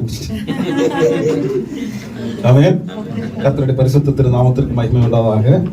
எப்படி முதலாவது மன்னிப்பின் வார்த்தையை சகோதரன் தெளிவாக சொன்னாரோ, 2வது வார்த்தையாக ரட்சிப்பின் வார்த்தையை தெய்வ சமூகத்தில் பகிர்ந்து கொள்வதிலே மிகவும் சந்தோஷப்படுகிறேன். இந்த நாளிலும் ரட்சிப்பு என்றால் என்ன, எதற்காக இந்த ரட்சிப்பு தேவைப்படுகிறது என்பதை சுருக்கமாக கொடுக்கப்பட்டதான நேரத்திலே ஒரு மியூசிக்கல் சேர் போல ஓடிக்கொண்டு இருக்க வேண்டியதாக ஆயிடுச்சு. காரணம் பாஸ்டர் சொல்லும்போது அதை தான் கேட்டேன். பாஸ்டர் 7 வார்த்தைகளை சொல்லி 10 நிமிஷம் 70 நிமிஷம் ஆயிடுச்சுன்ட்டு, அதுக்கு நேரங்கள் கிடையாது, என்ன பிளான் பண்ணீங்கன்ட்டு. அப்ப 5 நிமிஷம் 7 நிமிஷம் 6 நிமிஷம் ஓகே சொல்லிக்கிறதான நேரத்திலே கொடுத்ததான நேரத்திலே நாம் வார்த்தைகளை தியானிக்கிறதா இருக்கும். அந்த வார்த்தையை லூக்கா எழுதின சுவிசேஷத்தை அவர் சொன்னதுனால நான் ரட்சிப்பு என்றால் என்ன, அதற்குரிய காரியங்களை சுருக்கமாக நாம் கடந்து போகிறதா இருக்கும். ஏன் இந்த ரட்சிப்பு தேவைப்படுகிறது பாருங்கள். உலகத்திலே பாவமும் மரணமும் ஜீவனும் காணப்படுகிறது. ஆமென். அப்போ இந்த ரெண்டுமே ஒரு பிரிவினையை உண்டாக்குகிறது. காரணம், பாவம் என்பது மனிதனை தேவனிடமிருந்து பிரிக்கிறது. ஆமென். பாவம் என்ன செய்கிறது, அல்லது பாவ சுவாபம் எனக்குள்ளே நமக்குள்ளே பாவ சுவாபம் காணப்படும் என்றால் நாம் தேவ சமூகத்திலே கடந்து வருவதற்கு கூச்சப்படுவோம். எப்பொழுதெல்லாம் ஆராதனைகள் காணப்படுகிறதோ அதற்கு முந்தின நாள் அநேக பவனங்களிலே பிரச்சனைகளும் போராட்டங்கள் இருந்ததை பார்க்கிறோம். இது காரணம் என்ன, நீங்க பிரேயர் போங்க நான் வர மாட்டேன், இப்படிப்பட்டதான அனுபவங்கள் அநேக ஈவன் விசுவாச குடும்பங்களிலே காணப்படுகிறது. அப்ப பாவம் ஒரு மனுஷனை தேவனை விட்டு பிரிக்கிறது. ஆமென். மரணம் சரீரத்தை விட்டு பிரிக்கிறது. அந்த ஜீவன், அந்த உயிர், தேவன் கொடுத்ததான் அந்த உயிர் சரீரத்தை விட்டு பிரிகிறது. இது ரெண்டுமே செப்பரேஷன். ஆமென். ஒன்று பாவம் தேவனை விட்டு ஒருவனை பிரிக்கிறது, மரணமானது சரீரத்தை விட்டு ஒருவனை பிரிக்கிறது. இந்த 2 காரியங்கள் மத்தியிலே பிரிக்கப்பட்டதான அந்த மனிதனை தேடி கண்டுபிடிக்கும்படியாய் ஆண்டவராகிய இயேசு கிறிஸ்து இந்த பூமிக்கு கடந்து வருகிறார். ஆமென். யோவான் 3:16 சொல்லுகிறது, அவருக்கு தெரிந்ததான வசனம். யோவான் 3:16. சீக்கிரம் வாசிங்க, டைம் ஓடிடும். தேவன் தம்முடைய ஒரே பேரான குமாரனை விசுவாசிக்கிறவன் எவனோ அவன் கெட்டு போகாமல் நித்திய ஜீவனை அடைபடிக்கு அவரை தந்தருளி இவ்வளவாய் உலகத்தில் அன்பு கொண்டார். நன்றாக அறிந்து கொள்ளுங்கள், ஆண்டவராகிய இயேசு கிறிஸ்து யார் என்கிறதான அந்த போத்தியம், ஆண்டவராகிய இயேசு கிறிஸ்து யார் என்கிறதான அந்த அறிவு நாம் ஒவ்வொருவருக்கும் தேவை. நாம் அநேக நாட்களாக விசுவாசிகளாய் காணப்படலாம், அநேக நாட்களாக வேதத்தை தியானிக்கிறவர்களாய் காணப்படலாம்.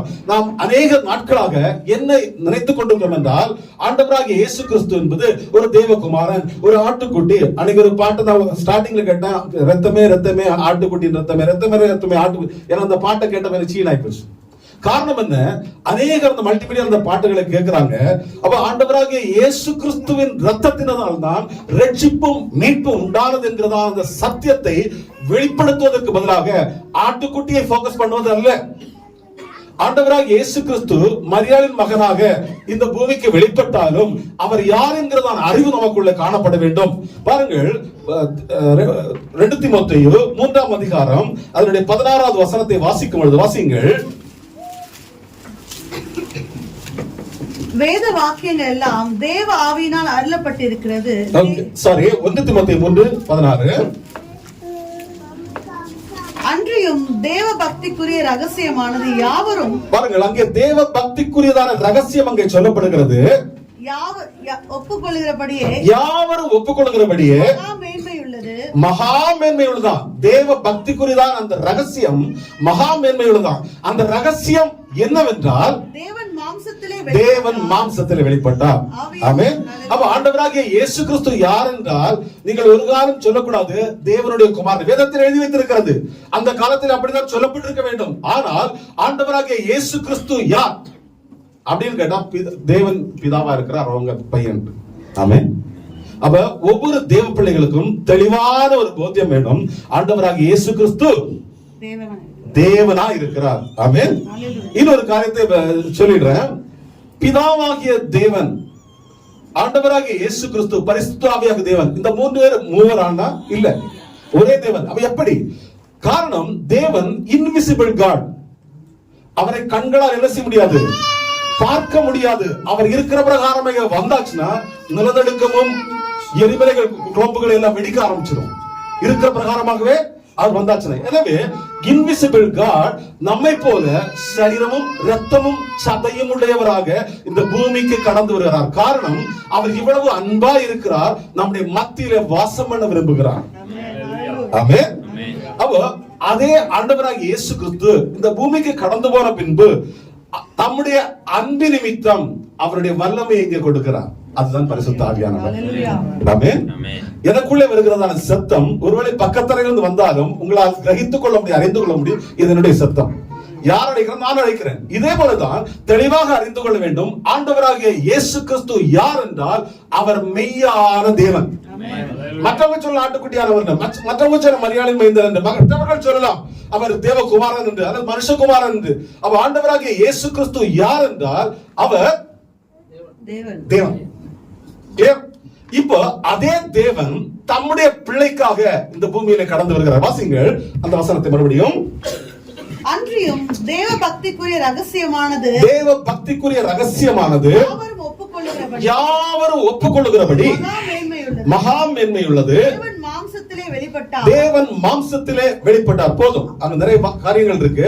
தேவன் மாம்சத்தில் எதற்காக வெளிப்பட்டார் என்றால், பாவத்து நிமித்தம், அக்கிரமத்து நிமித்தம், நாம் தேவனுடைய அன்பை விட்டு தூரமானது நிமித்தம் நம்மையும் அவரோடு சேர்த்துக் கொள்ளும்படியாய், நம்முடைய அன்பிலே இணைத்துக் கொள்ளும்படியாய், நம்மோடு வாழும்படியாய், நமக்குள்ளே வாசம் பண்ணும்படியாய் அந்த தேவனே மனுஷ அவதாரம் எடுத்து பூமிக்கு கடந்து வருகிறார். ஆமென். இப்பொழுதுதான் ஈஸியாக ஒரு காரியத்தை சொல்கிறார். பாருங்கள், அந்த ரட்சிப்பின் வார்த்தையை குறித்து அந்த வார்த்தையை அவர் சொன்னதால் மறுபடியும் வாசிக்கல. 23:43.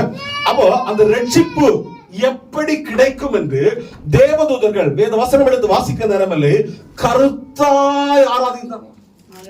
கருத்தாய் ஆராய்ச்சிட்டார்களா எப்படி இந்த ரட்சிப்பு நிறைவேறும்? மனுக்குலம் தேவனை விட்டு தூரமாய் போய்விட்டது. இந்த ரட்சிப்பு எப்படி சம்பவிக்கும்? பரிசுத்தவான்கள் இதை குறித்து எழுதி வைத்திருக்கலாம், ஆனால் எப்படி நடக்கும் என்று அவருக்கு தெரியாது. ஆனால் எப்பொழுது ஆண்டவராக இயேசு கிறிஸ்து இந்த பூமிக்கு வந்து, இதோ உங்களுடைய நியாயப்பிரமாண புஸ்தகத்தில் எழுதியிருக்கிறது அல்லவா, இதோ இந்த ஆட்டுக்குட்டி பலி செலுத்தப்படும், இப்படி செய்யப்படும், எல்லா சட்ட காரியங்களையும் அவர்களுக்கு வெளிப்படுத்தி கொடுக்கிறார். ஆனால் யாரும் புரிந்தவாடில்லை. தேவனை ஆராதிக்க வேண்டியதான தேவன் வெளியே நிற்கிறார், ஆலயத்தை மேன்மை பாராட்டி கூட. இன்றைக்கும் நாம் அப்படிப்பட்டதான ஒரு அனுபவத்தில் தான் காணப்படுகிறோம். எனவே இந்த ரட்சிப்பு எப்படி ஒரு மனுஷனுக்குள்ளே உருவாகும் என்றால் அவன் விசுவாசிக்க வேண்டும். ஆமென். வாசிங்கள் ரோமருக்கு எழுதின நிருபம் 13ஆம் அதிகாரம் 10ஆம் அதிகாரம் 9ஆம் வசனம். என்னவென்றால் கர்த்தராகிய இயேசுவை உன் வாயினால் அறிக்கையிட்டு தேவன் அவரை மரித்தோரிலிருந்து எழுப்பினான் என்று. நம்ம வாயினால் ரட்சிப்பு வந்து பெரிய விஷயம் கிடையாது, மேன்மையான விஷயம், ஆனா சிம்பிள் காரியம். இதுக்கு நம்ம ஒண்ணுமே செய்ய வேண்டியதில்லை. ஆண்டவராகிய இயேசு கிறிஸ்து தேவனாய் இருக்கிறார். அவர் என்னுடைய பாவத்திற்காக, என்னுடைய அக்கிரமத்திற்காக, எனக்காக நான் பலியாக வேண்டியதான இடத்திலே, நான் தண்டனை அனுபவிக்க வேண்டியதான அந்த ஸ்தானத்திலே தேவன் இந்த பூமிக்கு வெளிப்பட்டு வந்து எனக்காக பலியானார் என்கிறதா காரியத்தை நாம் விசுவாசிச்சாலே போதும். அவர் ரட்சிப்பு எங்க உண்டாகிறது? ஞானஸ்தானத்தினால் அல்ல. நல்ல தெளிவாக புரிஞ்சுக்கிடுங்க. இருதயத்துல விசுவாசிக்கணும். என்ன விசுவாசிக்கணும்? ஆண்டவராக இயேசு கிறிஸ்துவ தெரியும், நமக்கு இந்த எல்லா சொல்லப்பட்ட காரியங்கள் தெரியும். ஆனா இருதயத்துல விசுவாசிச்சா மட்டும் போதும், ரட்சிப்பு அங்க உண்டாயிடுச்சு. ஆமென். இத நம்ம வாய் கொண்டு அறிக்கையிடுறோம். அப்ப ரட்சிப்புக்கு ஏதாவது கொடுக்குறோமா? தூங்காதீங்க, நிறைய தூங்குறாங்க. டயர்டா வந்தீங்க பாவம். நானும் சீக்கிரம் ஓடிட்டு முகத்தை மட்டும் சோப்பு போடுற டைம் இல்ல, ஓடி வந்துட்டு இங்கதான் கொஞ்ச நேரம் உட்காந்து தயார் பண்ணிட்டு இருந்தேன். அப்போ இந்த ரட்சிப்புக்கு என்ன செய்ய வேண்டியது இல்ல, ஒரு பிரயாசம் பண்ண வேண்டியது இல்ல. இந்த மற்றொரு குற்றவாளி லூக்கால சொல்றாரு, கள்ளன்னு சொல்லாம மற்றொரு குற்றவாளி. வாசிங்கள் 39 இருந்து சீக்கிரம் 23:39 இருந்து. அந்த ரோமர் அப்படி வச்சுக்கிடுங்க. வாசம் நான் ஏறும்போது டைம் பார்க்கல, ஒரு நிமிஷம் தான் இருக்கேன். 9. அன்றையும் சிலுவையில் அறையப்பட்டிருந்த குற்றவாளிகளில் ஒருவன், நீ கிறிஸ்துவானால் உன்னையும் எங்களையும் ரட்சித்துக் கொள் என்று அவரை இகழ்ந்தான். மற்றவன் அவரை நோக்கி, நீ இந்த ஆக்கினைக்குட்பட்டவனா இருந்தும் தேவனுக்கு பயப்படுகிறதில்லையோ? நாமோ நியாயப்படி தண்டிக்கப்படுகிறோம், நாம் நடப்பித்தவைகளுக்கு தக்க பலனை அடைகிறோம், இவரோ தகாததொன்றையும் நடப்பிக்கவில்லையே என்று அவனை கணித்து கொண்டான். பாருங்க, அங்கு அவன் அனுபவிக்கிறதா அந்த பாடலும் அங்க உபதேசம் நடக்குது. ஆமென். நம்ம குற்றப்படுத்துறோம் ஒரு பக்கம், ஆனால் அங்க பிரசங்க யார் பண்றா? இயேசு கிறிஸ்து பண்ணல, அருகில் அறையப்படுறார். இதே போல நாமும் ஆண்டவராக இயேசு கிறிஸ்துவ அண்டையில வரும் பொழுது, நெருங்கும் பொழுது அவருடைய பிரகாசத்தினால் நாம் பிரகாசிக்க ஆரம்பிப்போம். ஆமென். நாம் எந்த நிலைமையில காணப்பட்டாலும் வேதவசனம் சொல்லுகிறது, கர்த்தரை கண்டடையத்தக்க சமயத்தில் கண்டடையுங்கள். ஆமென். இந்த தருணத்திலே பாருங்கள், இந்த கள்வன் சிலுவையிலே இருக்கும் பொழுது என்ன செய்யறாரு? கடைசி சான்ஸ் உபயோகப்படுத்துறாரு. இந்த நாட்களிலும் இந்த ஒரு வசனத்தை மட்டும் வாசிச்சிருவோம். 13வது வசனம், 13:11. ரட்சிப்பு ரோமன் 13:11. நித்திரையை விட்டு எழுந்திருக்க, நித்திரை தன்னை மயக்கத்துல உட்கார்ந்துட்டு இருக்கல, தூக்கத்துல உட்கார்ந்துட்டு இருக்கல, அதை விட்டு எழும்பத்தக்கதான வேலை ஆயிட்டான். நாம் காலத்தை அறிந்தவர்களாய் நடக்க வேண்டும். எப்படி நடக்க வேண்டும்? நாம் விசுவாசிகள் ஆனபோது ரட்சிப்பு சமீபமாய் இருந்ததை காட்டிலும் இப்பொழுது அது நமக்கு அதிக சமீபமாய் இருக்கிறதா?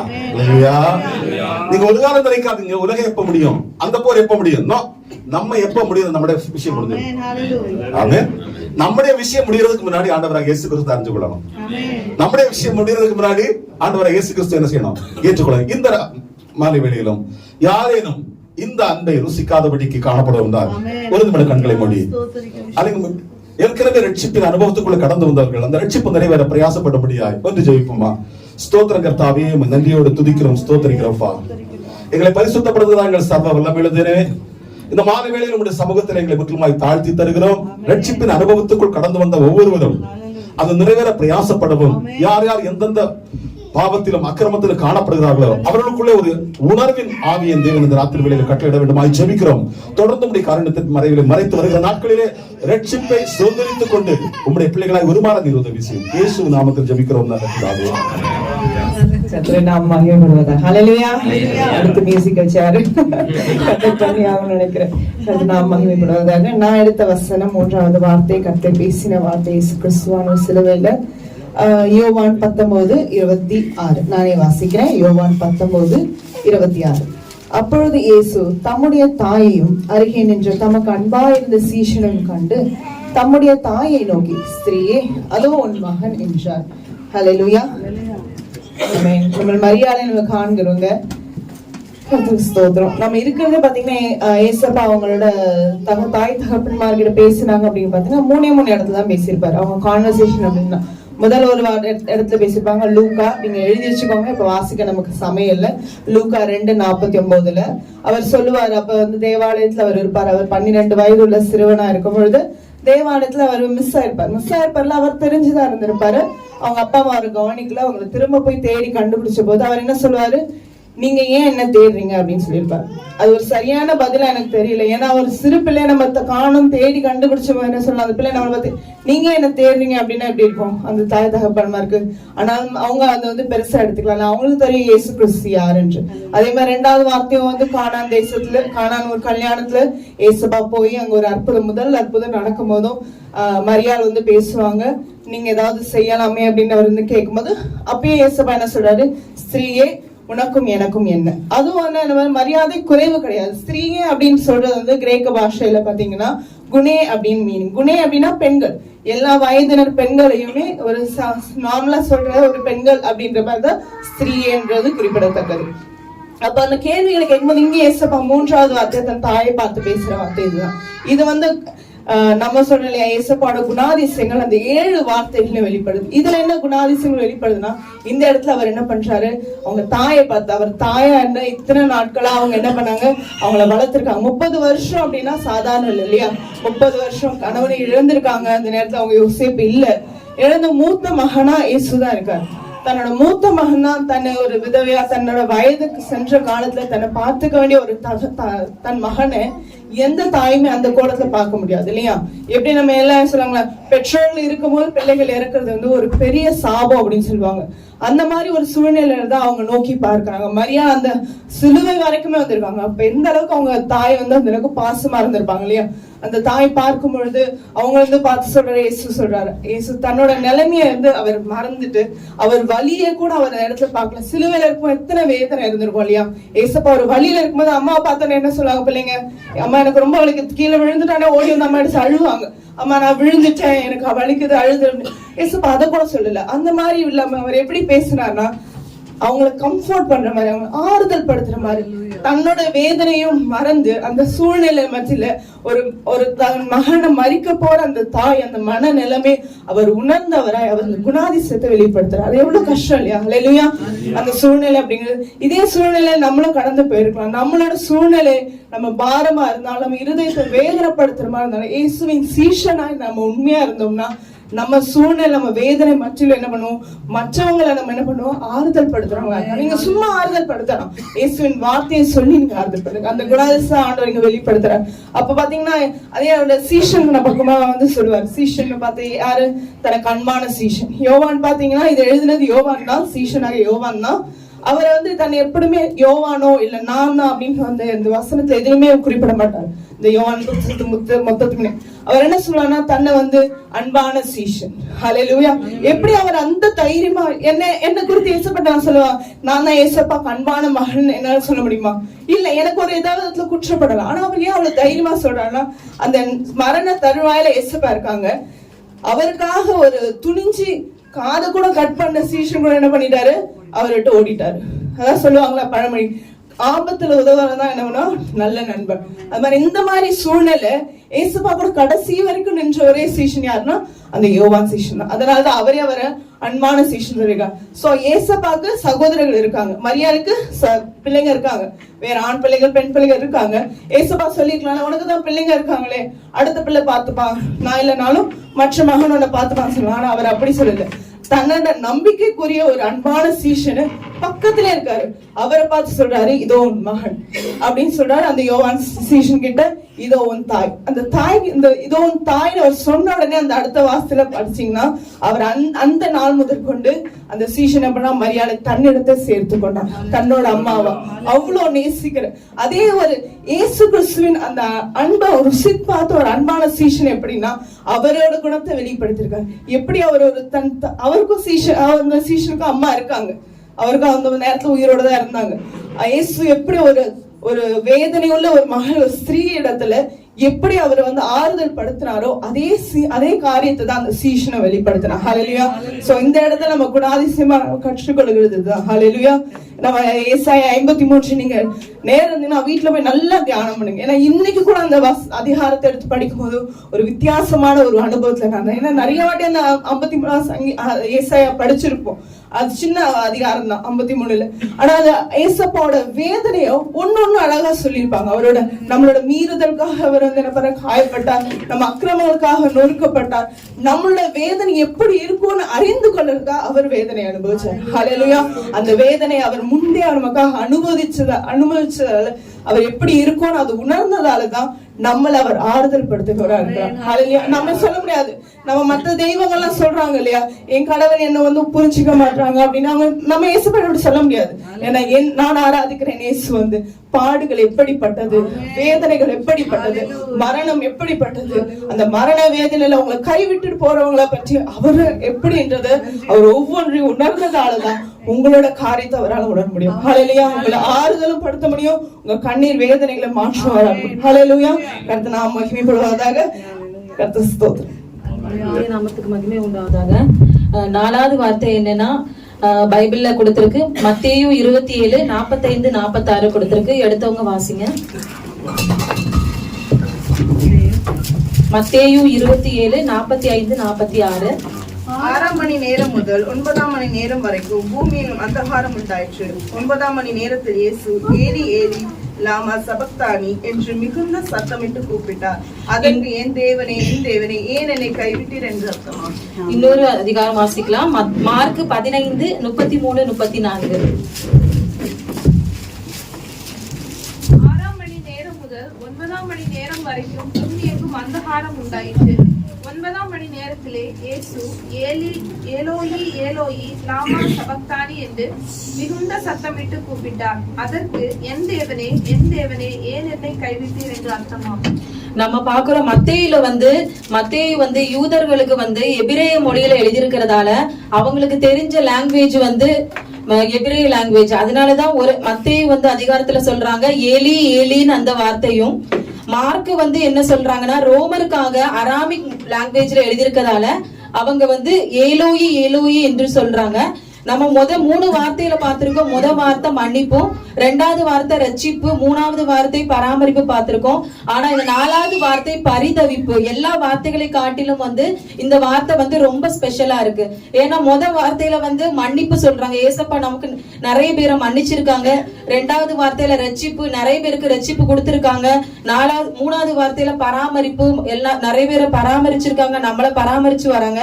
ஆனா 4வது வார்த்தையில பரிதவிப்புன்னு பைபிள்ல கொடுக்கப்பட்டிருக்கு. அதுவும் ஏசப்பா மிகுந்த சத்தமிட்டு என் தேவனே ஏன் என்னை கைவிட்டீர்னு சொல்லியிருக்காங்க. அது அவருக்கு அவ்வளவு சிலுவை பாடுகள் பட்டிருக்காரு, முள் கிரீடம் சூட்டப்பட்டிருக்கு. அந்த நிமிடத்துல எல்லாம் அவர் எல்லாத்தையும் மன்னிங்க என்று சொன்ன ஏசப்பா இந்த 4வது வார்த்தையா என் தேவனே என்று அவர் ரொம்ப சத்தமா கூப்பிட்டிருக்காரு. அது எதனால நம்மனா அது என்ன மாதிரி உள்ள வழினா நம்ம ஏசாயா 59:2 பாக்குறோம். எடுத்தவங்க வாசிங்க.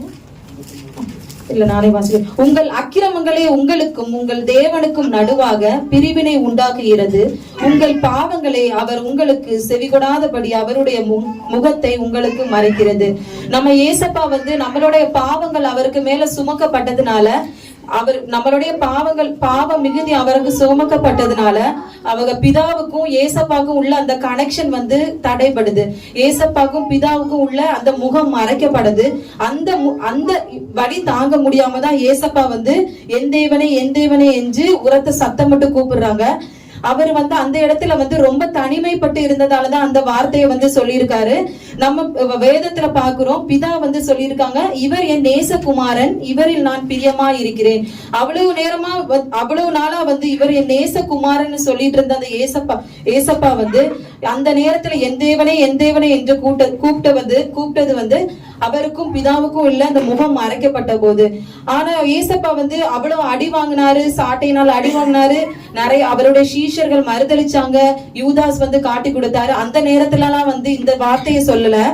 அவர் வந்து இவ்வளவு பாடுகள் பட்டு அவன் தகப்பனாகிய பிதாவுடைய முகம் அவருக்கு மறைக்கப்பட்டது. அதனால மட்டும்தான் அந்த வார்த்தையை சொல்லியிருக்காரு.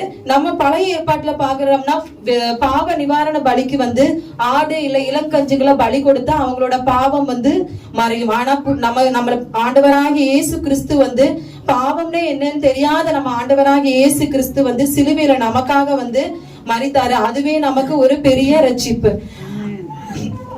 அதுக்கப்புறம் ஏசப்பா வந்து நம்ம வந்து இந்த வார்த்தையின் மூலமா என்ன சொல்ல வராங்கன்னா, நம்ம பாவத்துல ஊறி எப்பவுமே இருக்கக்கூடாது, பாவத்தை விட்டு விலகணும். இருளும் ஒளியும் வந்து ஒரே நேரத்துல இருக்காரு. இருள் வந்தா வெளிச்சம் வரும், வெளிச்சம் போனா அது மாதிரிதான் நம்ம பாவமும் பரிசுத்தமும் ஒரே இடத்துல இருக்க முடியாது. நம்ம பாவத்தை விட்டு வந்து மனம் திரும்பி வரணும். நம் பாவத்தை விட்டு வந்து மனம் திரும்பி இருக்கும் போது நம்ம ஆண்டவராகிய இயேசு கிறிஸ்து 2ஆம் வருகையின் போது நம்ம எல்லாரும் அவர் கூட சேர்த்து கொள்ளப்படணும். அந்த நேரத்துல நம்ம போயிட்டு என் தேவனே ஏன் என்னை கைவிட்டின்னு அந்த வார்த்தை மட்டும் நம்ம சொல்லவே கூடாது. நம்ம வந்து நம்ம புறக்கணிக்கப்பட வேண்டிய இடத்துல வந்து நம்மள ஆண்டவராகிய இயேசு கிறிஸ்து அவரை வந்து சிலுவையில அரைஞ்சு அவரே நமக்கு ஜீவ பலியாக ஒப்பு கொடுத்திருக்காரு. நம்ம பாவத்துக்கு இடம் கொடுக்கும் போது நம்ம பாவம் பண்ணும் போது நம்ம ஏசப்பாவோட முகம் வந்து தேவனுடைய முகம் வந்து மறைக்கப்படுது. பட் நன்மை ஒண்ணு தடைபடாது. ஆனா நமக்கு வந்து தேவனுக்கு இடையே உள்ள அந்த கனெக்ஷன் மட்டும் தான் கட் ஆகும். ஆனா நம்ம பாவம் செய்து அறிக்கையிட்டு அதை விட்டுவிடும் போது நம்ம தேவன் வந்து நம்மள மனம் திரும்புதலை ஏற்றுக்கொண்டு அதுக்கு ஏத்தமான வழியில நடக்கிறாரு. நம்மளுடைய வேதங்கள் எல்லாம் குறையும். நம்ம வீட்டுக்கு போனா இந்த வசனம் மட்டும் வாசிங்க. ஏசாயா 53:5-6 ஏசப்பா நமக்காக வந்து என்னென்ன பாடுகள் பட்டாரு, எதனால அவரு நமக்காக சிலுவையில அறைஞ்சாருன்னு கொடுக்கப்பட்டிருக்கு. தேவன் தாமே இந்த வார்த்தைகளை ஆசீர்வதிக்கிறாங்க. கர்த்தருடைய பரிசுத்த நாமத்துக்கு மகிமை உண்டாவதாக. நம்முடைய கர்த்தராகிய இயேசு கிறிஸ்து சிலுவையில பேசிய 5வது வார்த்தை தாகமா இருக்கிறேன். யோவான் 19வது அதிகாரம் 28வது வசனம். அதன் பின்பு எல்லாம் முடிந்தது என்று இயேசு அறிந்து வேத வாக்கியம் நிறைவேறத்தக்கதாக தாகமா இருக்கிறேன் என்றார். அப்போ முதலாவது நம்முடைய கர்த்தராகிய இயேசு கிறிஸ்து தாகமா இருக்கிறேன் எதுக்கு சொல்லிருக்காருன்னா, வேத வாக்கியம் நிறைவேறத்தக்கதாக சொல்லியிருக்காரு. அவ்வளவு பாடுகள் மத்தியிலையும் அவரோட பாடுகள்னு பார்த்தா முந்தின தினமே ஆரம்பிச்சிருச்சு. அவர் அவ்வளவு மன வேதனையில அவர் ஜெபிக்கும் போது அவருடைய வேர்வை துளிகள் வந்து இரத்தத்தின் பெருந்துளிகளாக நிலத்தில் விழுந்ததுன்னு வேதாகமத்துல குறிப்பிட்டிருக்கு. அவ்வளவு மனவேதனை. ஒரு சீடன் காட்டி கொடுக்கிறான், ஒரு சீடன் யாருன்னே தெரியாதுன்னு சொல்றான். நன்மையை மட்டுமே பெற்றுக்கொண்ட மக்கள் எல்லாரும் அவரை சிலுவையில அறையுங்கன்னு கத்துறாங்க. அவ்வளவு பாரம் நிறைந்த சிலுவை சுமக்கிறாரு. சாட்டைகள்னால அடி, முள்முடி, அப்புறமா கைகள்லையும் கால்கள்லையும் ஆணிகள் அடிக்கிறாங்க. இவ்வளவு பாடுகள் மத்தியிலையும் நம்முடைய கர்த்தராகிய இயேசு கிறிஸ்துவோட சிந்தை என்னவா இருக்குன்னா, தன்னை அனுப்பின பிதாவுடைய சித்தத்தை நிறைவேற்றுவதும் வேத வாக்கியம் நிறைவேறணுங்கிறதுக்காக மட்டுமே தான் இருக்குது. சங்கீதம் 69வது அதிகாரம் 21வது வசனத்துல குறிப்பிட்டிருக்கு, என் ஆகாரத்தில் கசப்பு கலந்து கொடுத்தார்கள், தாகத்துக்கு காடியை குடிக்க கொடுத்தார்கள்னு. அதே போல ஏசப்பா தாகமா இருக்கிறேன்னு சொன்ன உடனேயே அந்த வேத வாசனம் நிறைவேறத்தக்கதாக அங்க இருந்தவங்க என்ன பண்றாங்கன்னா, காடி நிறைந்த பாத்திரத்துல கடற்காளானை தோய்த்து ஈசோப்பு தண்டுல மாட்டி அவரோட வாயினிடத்துல நீட்டுறாங்க. அந்த நேரத்துல ஏசப்பா தன்னுடைய தாகத்தை தணித்து கொள்றதுக்காக அதை சொல்லல, அதை கேட்கல. ஏன்னா மார்க் 15:23 குறிப்பிட்டிருக்கு, வெள்ளை போலும் கலந்த திராட்சை ரசத்தை அவர் ஏற்றுக்கொள்ளவில்லைன்னு கொடுத்திருக்குது. அவர் பலவீனமா தான் இருந்தார். அவர் உடல் முழுவதும் காயும். அவர் தேவனுடைய ரூபமாய் இருந்தாலும் அவர் தேவனுக்கு சமமா இருப்பதை எண்ணாமல் நமக்காக அடிமையின் ரூபம் எடுத்து மனுஷராகி தன்னுடைய ஒவ்வொரு சொட்டு ரத்தத்தையும் அவர் நமக்காக சிந்தினார். அவ்வளவு பாடுகள் நிறைந்த அந்த வேளையிலையும் நம்முடைய மீட்புக்காக எல்லா வேதனையும் அவர் அனுபவித்தார். வேத வாக்கியங்களை நிறைவேற்றினார். அந்த நேரத்திலையும் ஆண்டவருடைய வார்த்தை ஒண்ணுமே பொய் உரையாதுங்கிற நம்பிக்கையை நமக்கு காட்டத்தக்கதாக எல்லாம் நிறைவேறத்தக்கதாக அவர் சொல்றாரு, நான் தாகமா இருக்கிறேன். இரண்டாவது பார்த்தோம்னா, நம்முடைய கர்த்தராகிய இயேசு கிறிஸ்து இந்த பூமியில வாழ்ந்த நாட்கள் முழுவதுமே அவர் நிறைய உவமைகள் வாயிலாக அவர் பேசுறவரா இருந்தார். அப்ப அவருடைய இந்த ஒரு தாகம் அவருடைய இருதய தாகமாக கூட இருக்கலாம். அவர் இந்த பாடுகள் உள்ள நேரத்திலேயே அவர் இதற்கு முன்பாக சொன்ன 4 வார்த்தைகளுமே நம்மீதான ஒரு அன்பு குறித்ததான நமக்காக அவர் பேசினதாக தான் இருக்குது. முதலாவது மன்னிப்பாகவும், 2வது ரட்சிப்பை கொடுக்கறதாகவும், 3வது அவரோட அன்பை காட்டுறதாகவும், 4வது இமை பொழுதாகிலும் கர்த்தர் நம்ம கூட இருக்கணுங்கிற அவரோட அந்த உடனிருப்பு நமக்கு வேணுங்கிறதையும் குறிப்பிடுறார். அப்ப எப்பவுமே நம்மளை பத்தி மட்டுமே சிந்தித்து நமக்காக எல்லாமே செய்து நமக்காக உயிரை கொடுத்துட்டாரு. 5வது வார்த்தையை சொல்றாரு, நான் தாகமா இருக்கிறேன்னு. அப்ப அவருடைய இந்த தாகம், அவருடைய இந்த ஆசை அது எப்படிப்பட்டதாக இருக்குது? நாம என்ன செய்யணும் அவருக்காக? அவர் நம்மோட ஒரு உறவை அவர் எதிர்பார்க்கிறாரு. ஆதி ஆகமத்துல பார்த்தோம்னா நம்முடைய ஆண்டவர் எப்பவுமே ஆதாம் ஏவாளோட ஈதேன் தோட்டத்துல உலாவிக்கிட்டே இருக்கிறாரு, அவங்களோட பேசிக்கிட்டே இருக்கிறாரு. அவங்களோட ஒரு உறவு எப்பவுமே இருந்துட்டு இருக்கு. எப்போ பாவம் உள்ள நுழைஞ்சதோ அப்ப அவங்க அந்த கடவுளுடைய சன்னதியை விட்டு வெளியே தள்ளப்படுறாங்க. வெளியே தள்ளப்பட்ட மனித குலமாகிய நம்ம திருப்பியும் பரலோகத்துக்கு கொண்டு போறதுக்காக நம்முடைய கர்த்தராகிய இயேசு கிறிஸ்து இந்த உலகத்துக்கு வந்து இந்த பாடுகளை ஏற்றாரு. அவர் நமக்காக எல்லாமே பண்ணிட்டாரு. ஆனா நாம அந்த பரலோகத்துக்குள்ள போக தயாரா இருக்கிறோமா? நாம அவரோட உறவுக்குள்ள தயாரா இருக்கிறோமான்னு ஏசப்பா தாகத்தோட கேட்கிறாரு. 2வது பார்த்தோம்னா நாம அவரை உண்மையாக அன்பு செய்யணும்னு வேதாகம் முழுவதுமே நிறைய இடத்துல அன்பு செய்யணுங்கிற வார்த்தை குறிப்பிட்டிருக்கும். இவ்வளவு பாடுகள் நிறைந்த நேரத்திலையும் கர்த்தரை சுத்தி எவ்வளவோ பேர் அடிக்கிறாங்க, என்னென்னமோ பேசுறாங்க. அப்போ ஒரு பெண்ணு வந்து பேதுருட்ட கேட்கிறாரு, நீங்களும் அவரோடு இருந்தவர் தானே? ஆனா பேதுரு பயத்துல சொல்லிடுறாரு, எனக்கு இவர் யாருன்னே தெரியாதுன்னு சபிச்சு திட்ட ஆரம்பிச்சாரு. அந்த இடத்துல ஒரு வார்த்தை குறிப்பிட்டிருக்கோம். லூக்கா 22வது அதிகாரம் 61வது வசனத்துல பேதுருவை நோக்கி கர்த்தர் பார்த்தார். அந்த பார்வையோட அர்த்தம் என்ன? அப்ப அவருக்கு ஒரு இருதய ஒரு துன்பம் இருந்திருக்கு. நம்மகிட்ட சீசன் நம்மள இப்படி சொல்றானே, அதுக்கு பதிலா ஏசப்பா உயிர்த்தெழுந்து வரும்போது 3 முறை கேட்கிறார் பேதுரு கிட்ட, நீ என்ன நேசிக்கிறாயா, நீ என்ன நேசிக்கிறாயா, நீ என்ன நேசிக்கிறாயா? அப்ப நாம அவரை அன்பு செய்யணுங்கிற நம்ம கர்த்தராகிய இயேசு கிறிஸ்து விரும்புறாரு. அடுத்தது பார்த்தோம்னா நம்ம இருதய மாற்றம். ஏன்னா ஏசப்பா இந்த உலகத்துக்கு வந்ததே நீதிமான்களை தேடி அல்ல, பாவிகளை மீட்டு ரட்சித்துக் கொள்றதுக்காக தான் அவரு வராரு. தன்னை காட்டி கொடுத்த யூதாசா இருந்தா கூட கடைசி நேரத்துல மனம் திரும்பி ஏசப்பாட்ட மன்னிப்பு கேட்டிருந்தா நிச்சயமாக ஏசப்பா ஏற்றுக்கொண்டிருப்பார். அப்பேற்பட்ட வல்லமை உள்ள தேவன் அவர். ஏன்னா அவர் ஒரு ஆட்டுக்குட்டி கூட வழி தவறி போக விடவே மாட்டார். அவர்களுக்காக பரிதவிக்கிறவராக இருக்கிறார். இங்க இருக்கிற நமக்காக மட்டும் இல்லை, இந்த உலகத்தில் உள்ள எல்லா ஜனங்களையும் மீட்கிறதுக்காக வந்த ஒரே தேவன். அப்ப நாம நம்மளுடைய பாவ வழிகளை விட்டு நாம எப்ப பரலோகத்துக்கு நேராக ஒரு நீதி உள்ள வாழ்க்கை, ஒரு கீழ்ப்பிடிதல் உள்ள வாழ்க்கை வாழ்றோமோ அப்போ நிச்சயமாக நம்ம கர்த்தராகிய இயேசு கிறிஸ்துவோட தாகத்தை தணிக்கிறவர்களாக இருப்போம். கண்டிப்பா நீதிக்கு நேரான பரலோகத்துக்கு நேரான வழி இடுக்கமா தான் இருக்கும்னு பைபிள்லே குறிப்பிட்டிருக்கு. ஆனா அந்த வழியை நம்ம துன்பத்தை பார்க்காம நம்ம வந்து நீதியோட வழியில போனோம்னா நிச்சயமா அதனோட ஆசீர்வாதங்கள், அதனோட பலன்களை நம்ம காண்போம். பழைய ஏற்பாட்டுல பார்த்தோம்னா ஆபிரகாம் அவ்வளவு முதிர் வயதுலையும் தனக்கு கிடைத்த ஒரே மகனை பலியிடணும்னு சொல்லும் போது கர்த்தர் மீது உள்ள விசுவாசத்தின் நிமித்தம் அதை செய்ய துணிந்தான். அதனால ஆபிரகாமின் சந்ததியாகி நம்ம எல்லாருமே ஆசீர்வதிக்கப்படுறோம். தாவீது பார்த்தா தன்னை கொல்ல நினைச்ச சவுல அவரு கர்த்தர் அபிஷேகம் பண்ணவன் மேல நான் எதுவுமே செய்ய மாட்டேன்னு ஒரு நீதியான வழியை தேர்ந்தெடுக்கிறேன். அதனால தாவீதோட சன்னதியில கடவுளை கர்த்தரே வந்து பிறக்கிறாரு. இப்படி நம்ம நிறைய நம்ம நீதிக்காக செய்து அவர்களோட ஆசீர்வாதத்தை நம்ம பார்க்கணும். அப்ப நாமளும் நம்ம கர்த்தரோட ஆசை என்ன, அவரோட விருப்பம் என்ன, அவர் நமக்காக எல்லாமே பண்ணிட்டாரு. நம்ம அவருக்காக ஏதாவது பண்ணி நாம நீதியின் வழியில நடக்கும் போது நாம மட்டும் இல்ல, நம்முடைய சந்ததி முழுவதும் இம்மையிலையும் மறுமையிலையும் தேவையான ஆசீர்வாதம் நம்முடைய கர்த்தராகிய இயேசு கிறிஸ்து நமக்கு தருவாரு. சோ நம்ம கர்த்தருடைய தாகத்தை தீர்ப்பவர்களாக ஒரு வாழ்க்கை வாழலாம். ஆமென். ஹல்லேலூயா. 6வது வசனம், யோவான் 19ஆம் அதிகாரம் 30ஆம் வசனம். இயேசு காடியை வாங்கின பின்பு முடிந்தது என்று சொல்லி தலையை சாய்த்து ஆவியை ஒப்பு கொடுத்தார். இயேசு காடியை வாங்கி முடிந்தது என்று சொல்லி தன் தலையை சாய்த்து கொண்டார். முடிந்தது என்று ஒரே ஒரு வேர்டு தான். அந்த வேர்டுக்கான அர்த்தம் ஏசாயா 53ஆம் அதிகாரம் 11ஆம் வசனத்தை வாசிப்போம். நானே வாசிக்கிறேன். அவர் தமது ஆத்மா வருத்தத்தின் பலனை கண்டு திருப்தி ஆவார். என் தாசனாகிய நீதிபரர் தம்மை பற்றும் அறிவினாலே அநேகரை நீதிமான்களாக்குவார். அவருடைய அக்கிரமங்களை தாமே சுமந்து கொள்வார். இந்த வசனத்துல 2வது அந்த வரியை பாத்தீங்கன்னா, அவர் தமது ஆத்மா வருத்தத்தின் பலனை கண்டு திருப்தி ஆவார். ஒரு திருப்தியான ஒரு வார்த்தை தான் முடிந்தது. அந்த ஒரு ஆண்டவர் எதுக்காக இந்த உலகத்துக்கு வந்தாரோ, அந்த பாவத்தில் அழிஞ்சு கொண்டிருக்கிற மக்களை மீட்டு ஒரு நீதிமான்கள் ஆக்கணும், அந்த பரிசுத்த வாழ்க்கைக்குள்ளா கொண்டு போகணும். அந்த ஒரே ஒரு நோக்கம் தான். அந்த நோக்கம் நிறைவேறதுக்கு தன்னுடைய ரத்தத்தை சிந்தி மறிச்சு அந்த லாஸ்ட் அந்த ஒரு திருப்தியில சொல்றாரு முடிந்தது அப்படின்னு சொல்லிட்டு. இந்த முடிந்தது என்கிற வார்த்தையில நமக்கு ஒரு சத்தியம் இருக்கு. என்ன சத்தியம்? நமக்கும் ஒரு முடிவு இருக்குல்ல, மரணம். உலகத்துக்குரிய மனுஷன் வந்து எப்பவுமே மரணத்தை கண்டு பயப்படுவோம். ஏன்னா மரணத்தை நான் இறந்துட்டேன்னா என் பிள்ளைங்களை பாக்குறது யாரு, என் குடும்பத்தை பாக்குறது யாரு, எல்லாருக்கும் பயம். ஒரு திசையில கண்ட உடனே எல்லாரும் ஓடிட்டாங்க, இங்க இருந்து நிறைய பேர் தப்பி ஓடிட்டாங்க, வேலைக்கே வரமாட்டேங்கிறாங்க. என்னெல்லாம் சூழ்நிலை நடக்குது இல்ல, மரணத்தை கண்டு பயம். ஆனா ஒரு நீதிமான்கள் ஆனானா அவனுக்கு எப்படி இருக்கும் தெரியுமா மரணத்தை கண்டா?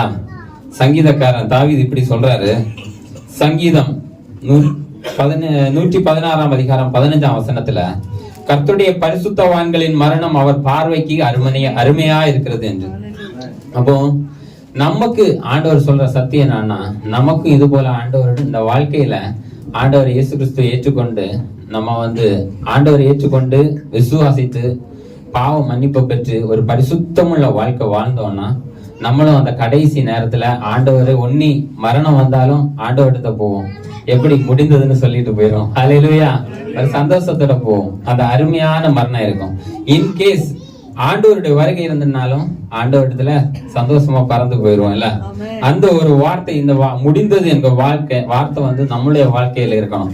ஆண்டவர் சொல்லிட்டாரு, இயேசு கிறிஸ்து அதை முறையிட்டினாரு, திருப்தியா வாழ்க்கையை முடித்து போயிட்டாரு. இது பவுல் சொல்லுவார்ல, எத்தனை வசனத்துல 2 தீமோத்தேயு 4 அதிகாரம் 7-8 வசனத்தை வாசிச்சோம்னா, நல்ல போராட்டத்தை போராடினேன், ஓட்டத்தை முடித்தேன், விசுவாசத்தை காத்துக்கொண்டேன், இது முதல் நீதியின் கிரீடம் எனக்காக வைக்கப்பட்டிருக்கிறது. அப்போ இயேசு சொன்ன இதேதான் பவுலும் தன்னுடைய வாழ்க்கை முடிவுல இந்த வசனத்தை சொல்றாரு, நான் திருப்திகரமா முடிச்சுட்டேன், எல்லார்ட்டையும் சுவிசேஷத்துல எல்லா இடத்துலயும் சொல்லிட்டேன், இனி ஆண்டவரிடத்துல நான் தைரியமா போயிடும், எனக்காக கிரீடம் மேல வைக்கப்பட்டிருக்கேன். அது போல நம்ம ஆண்டவருக்குள்ளாக வந்து ஒரு பரிசுத்தமுள்ள வாழ்க்கை வாழ்ந்தோம்னா நம்மளும் அந்த கடைசி காலத்துல இப்படிப்பட்ட வார்த்தையை சொல்லி ஆண்டவர்கிட்ட போய் கிரீடத்தை வாங்கிடலாம். ஹல்லேலூயா. கர்த்தர் நல்லவர்.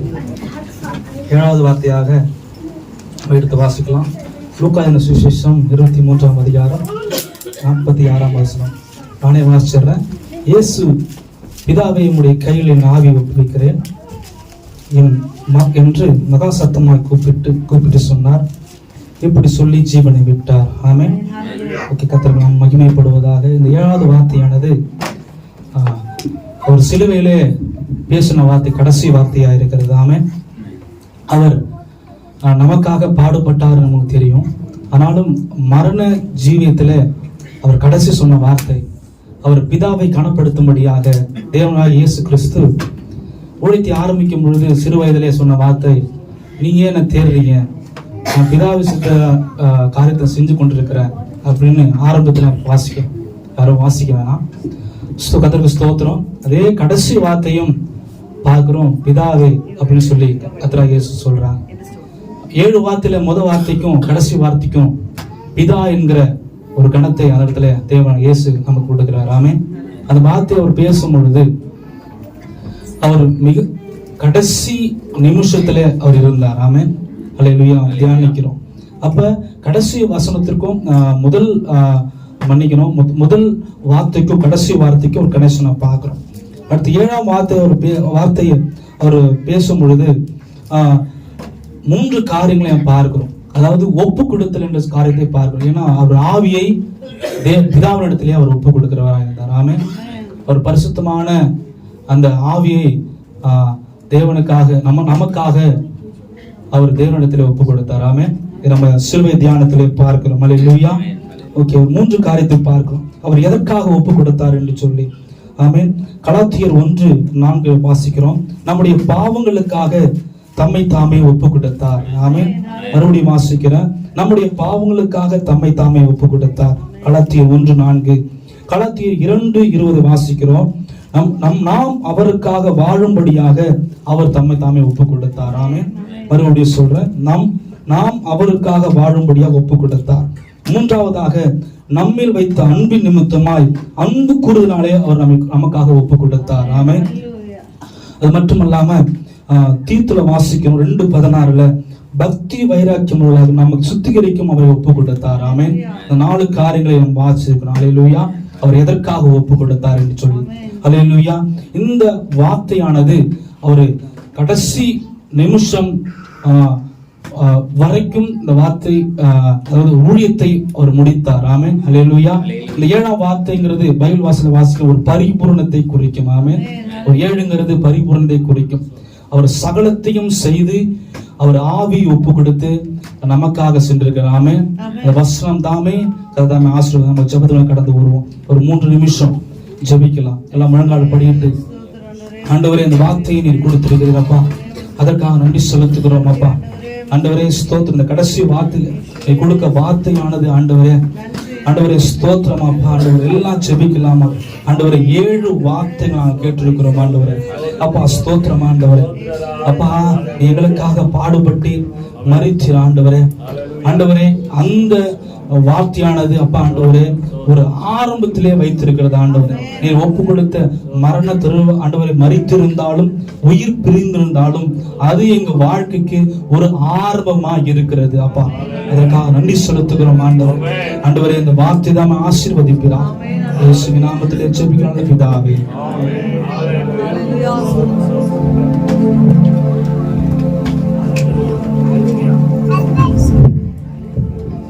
ஹல்லேலூயா. எல்லாரும் வந்து நிற்கலாம். ஹல்லேலூயா. கர்த்தர் நல்லவர். Praise the Lord. ஹல்லேலூயா. Praise the Lord. ஹல்லேலூயா. கர்த்தர் இயேசு கிறிஸ்து பிரைஸ் தி லார்ட் கடைசியாக பேசினதான 7 வார்த்தை குறித்து நாம் எல்லாரும் தியானித்தோம். எங்களுடைய கண்களை மூடி இருக்கிற அந்த வேளையிலே ஹல்லேலூயா. Praise the Lord. ஹல்லேலூயா. இது கேட்டவர்களாய் மாத்திரமல்ல, அதன்படி வாழுகிற பிள்ளைகளாய் இருக்க வேண்டும் என்று கர்த்தர் விரும்புகிறார். அந்த கோர சிலுவையிலே தொங்கப்பட்ட கர்த்தராகிய இயேசு கிறிஸ்து ஒரு விசை அந்த கண்களுக்கு நேராக ஒரு விசை கூட நாம் நிறுத்தலாம். ஹல்லேலூயா. Praise the Lord. ஹல்லேலூயா. சிலுவை சுமந்த ஒருவன் சிந்தின ரத்தம் புரண்டோடியே போலவே கண்களை மூடி கரங்களை உயர்த்தும். இயேசுவண்டை வா, நம்பி இயேசுவண்டை வா. சிலுவை சுமந்த உருவம் சிந்தின ரத்தம் புரண்டோடியே கரை போலவே பாய்கின்றதே. நம்பி இயேசுவண்டை வா, நம்பி இயேசுவண்டை வா. உலக சிற்றின்பங்கள் எல்லாம் அழியும் மாயை. உங்களை பார்த்தவர் சொல்லுகிறான், பொல்லாத உலகத்தின் சிற்றின்பங்கள் ஒரு நாள் அது அழிந்து போகும், அழியாத அந்த கிரீடத்தை பெற்றுக் கொள்ள முடியும். கர்த்தர் அவர் உங்களை அழைக்கிறார். எல்லாருடைய கண்களை மூடி கரங்களை உயர்த்தி ஒரு நேரம் சந்தோஷம் பூமி கர்த்தாவின் அன்பை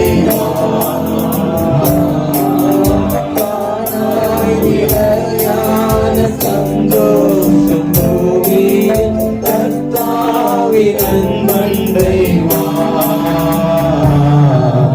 சிலுவை சுமந்த உருவம் சிந்தின ரத்தம் புரண்டோடியே போலவே பாய்கின்றதே.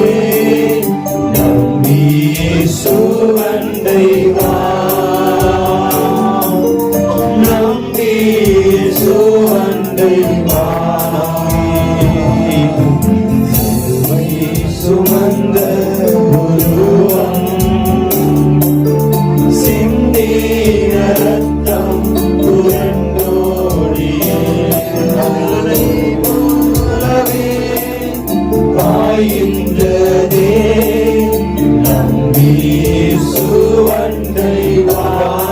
பிள்ளைகளே, இந்த உலகத்தின் காரியத்துல மாட்டிக்கொண்டு தவித்தது போதும். அன்பான கர்த்தராகிய இயேசு கிறிஸ்து இந்த நாளிலே கர்த்தர் உங்களுக்கு ஒரு தருணத்தை கர்த்தர் கொடுக்கிறார். கரங்களை உயர்த்தி எல்லாரும் சொல்லலாம், ஆண்டவரே நீர் மரித்தது எனக்காக அப்பா. ஆண்டவரே ஸ்தோத்திரங்கள் தாவுடைய சரீரத்துல ஆண்டவரே. ஹalleluya. ஆண்டவரே ஸ்தோத்திரம். ஈட்டினால குத்தினாங்க ஆண்டவரே. ஹalleluya. சாட்டையினால் அடித்தார்கள் ஆண்டவரே. உம்முடைய ஆண்டவரே சரீரம் எல்லாம் உழப்பட்ட நிலம் போல இருந்தது. ஹalleluya. நம்முடைய மீறுதல் நிமித்தம் அவர் காயப்பட்டு, நம்முடைய அக்கிரமங்கள் நிமித்தம் அவர் நொறுக்கப்பட்டார். நமக்கு சமாதானத்தை உண்டு பண்ணும் ஆக்கினை அவர் மேல வந்தது என்று வேதம் சொல்லுகிறது. அவருடைய தழும்புகளா நீ குணமானா என்று வேதம் சொல்லுகிறது. ஹalleluya, ஹalleluya. அவருக்கு அழகும் இல்லை, சௌந்தரியம் இல்லை. ஹalleluya. அவரை பார்க்கும் பொழுது நாம் அவரை விரும்பத்தக்க ரூபம் அவருக்கு இல்லாதிருந்தது. அவர் அசட்டை பண்ணப்பட்டவரும், மனுஷரால் புறக்கணிக்கப்பட்டவரும், துக்கம் நிறைந்தவரும், பாடுகள் அனுபவித்தவருமாக இருந்தார். அவரை விட்டு நம்முடைய முகங்களை மறைத்துக் கொண்டோம். அவர் சட்டை பண்ணப்பட்டவராக அவரை எண்ணாமல் போனோம் என்று வேதம் சொல்லுகிறது. மெய்யாகவே அவர் நம்முடைய பாடுகளை ஏற்றுக்கொண்டார், நம்முடைய துக்கங்களை சுமந்தார். நாமோ அவர் தேவனால் அடிபட்டு பாதிக்கப்பட்டு சிறுமைப்பட்டு வரும் என்று நம்ம எல்லாரும் சொன்னோம் என்று வேதம் சொல்லுகிறது. எல்லாரும் விட கரங்களை உயர்த்தி, ஆண்டவரே என் மேல் விட வேண்டிய அந்த அடிகளை ஆண்டவரே நீர் அப்பா சுமந்து கொண்டீர் தகப்பனே. ஆண்டவரே மரணத்துக்கு ஏதுவாய் வைக்கப்பட்ட என்னுடைய வாழ்க்கையை ஆண்டவரே நித்திய காலமாய் நான் வாழும்படியாய் நீர் இந்த பூமிக்கு வந்து மரித்தீர் ஆண்டவரே. நீர் இந்த பூமிக்கு வந்து மரித்தீர் ஆண்டவரே. நீர் இந்த பூமிக்கு வந்தீர் ஆண்டவரே. பிதாவின் ஆண்டவரே வலது பரிசுத்தல வீற்றிருக்கிறதை கொள்ளையாடின பொருளா இல்லாமல் நீர் எங்களுக்காக இந்த பூமிக்கு வந்தீரே, உமக்கு நன்றி ஆண்டவரே. கர்த்தர் உங்களை பார்த்தவர் சொல்லுகிறார், ஹalleluya, நான் எல்லாவற்றையும் முடித்து விட்டேன், நான் எல்லாவற்றையும் முடித்து விட்டேன். உங்களுடைய வாழ்க்கையிலே ஹalleluya வாழ்கிற ஒவ்வொரு நிமிடமும் கர்த்தரை ஏற்றுக்கொள்கின்ற கர்த்தர் சொல்லுகிறார். ஹalleluya. ரட்சிக்கப்படாமல் இருக்கிற அன்பான கர்த்தருடைய பிள்ளையே, இயேசுவை கிறிஸ்து என்று இருதயத்திலே விசுவாசி. இயேசுவை கிறிஸ்து என்று இருதயத்திலே விசுவாசி. இயேசு எனக்காக மரித்தார் என்று இருதயத்திலே விசுவாசிக்க வேண்டும் என்று கர்த்தர் விரும்புகிறார். இந்த நல்ல நாளிலும் ஹalleluya கர்த்தர் நம்மை பார்த்து சொல்லுகிற ஒரு வார்த்தை, நான் உனக்காக ஒரே ஒரு முறை சிலுவையை ஏற்றுக்கொண்டேன், ஒரே ஒரு முறை நான் மரித்தேன். ஆனால் நீ செய்கிற ஒவ்வொரு பாவமும் என்னை ஒவ்வொரு நாளும் சிலுவையிலே அடித்துக் கொண்டிருக்கிறது. வேதம் சொல்லுகிறது, நாம் பாவத்தை செய்யும் பொழுது நம்முடைய இயேசுவை நாம் மறுபடியும் சிலுவையிலே அறைகிறோம் என்று வேதம் சொல்லுகிறது. கரங்களை உயர்த்தி எல்லாரும் சொல்லலாம், ஆண்டவரே என்னுடைய பாவத்தை நிமித்தம் உன்னை மறுபடியும் நான் சிலுவையிலே அறைய விட மாட்டேன் சப்பா. நான் பாவம் நான் செய்ய மாட்டேன் ஆண்டவரே. நான் எந்த பாவத்துக்கு நான் உடன்பட மாட்டேன் ஆண்டவரே. நீர் எனக்காக பாடுபட்டு, நீர் எனக்காக துக்கங்களை ஏற்றுக்கொண்டு, என் கண்களினால செய்த பாவத்திற்காகவும் என்னுடைய சிந்தையினால செய்த பாவத்திற்காகவும் உடைய தலையிலே முள்மூடியை சுமத்தும்படியாய் நான் வைத்தேன் ஆண்டவரே. என்னுடைய இருதயத்தினால செய்த பாவத்தை நிமித்தம் ஈட்டி ஆண்டவரை விழாவிலே குத்தினார்களே. என் கரங்களினால செய்த பாவத்தின் நிமித்தம் உம்முடைய கரங்களில் ஆணிகளை அடித்தார்களே. என்னுடைய கால்களினால் செய்த பாவத்தின் நிமித்தம் உம்முடைய கால்களிலே ஆணிகளை அடித்தார்களே. இயேசுவா, எங்கள் வாழ்க்கை இனி பரிசுத்தம் உள்ள ஒரு வாழ்க்கையாய் மாறும்படியாய் எங்களை அர்ப்பணிக்கிறோம் ஆண்டவரே. எங்களை அர்ப்பணிக்கிறோம் ஆண்டவரே. வாழ்கிற ஒரே ஒரு வாழ்க்கை இயேசுவுக்காக, வாழ்கிற ஒரே ஒரு வாழ்க்கை எனக்காக ஜீவனை கொடுத்த என் தேவனுக்காக ஆண்டவரே ஸ்தோத்திரம். நாங்கள் வாழ கர்த்தர் நீர் கிருபை தருவீராக. நல்ல தகப்பனே, இந்த நல்ல நாளுக்காக உமக்கு நன்றி அப்பா. ஆண்டவரே, எத்தனையோ கோடி ஜனங்கள் இருந்தாலும் சிறு கூட்டமா எங்களை தெரிந்து கொண்டு உம்முடைய நாமத்தை உயர்த்தவும், ஆண்டவரே சிலுவையின் மேன்மைகளை நாங்கள் அறிந்து கொள்ளவும், ஆண்டவரே உம்முடைய அப்பா காரியங்களை அறிந்து கொள்ளவும் கர்த்தர் இம்மட்டும் பாராட்டின எல்லா ஈவுகளுக்காக நன்றி. அந்த எல்லாரையும் மனதார ஆசீர்வதிக்கிறோம். தேவ கரம் கூட இருக்கட்டும். கேட்ட வார்த்தையின்படி வாழ கர்த்தர் கிருபை தாரும்.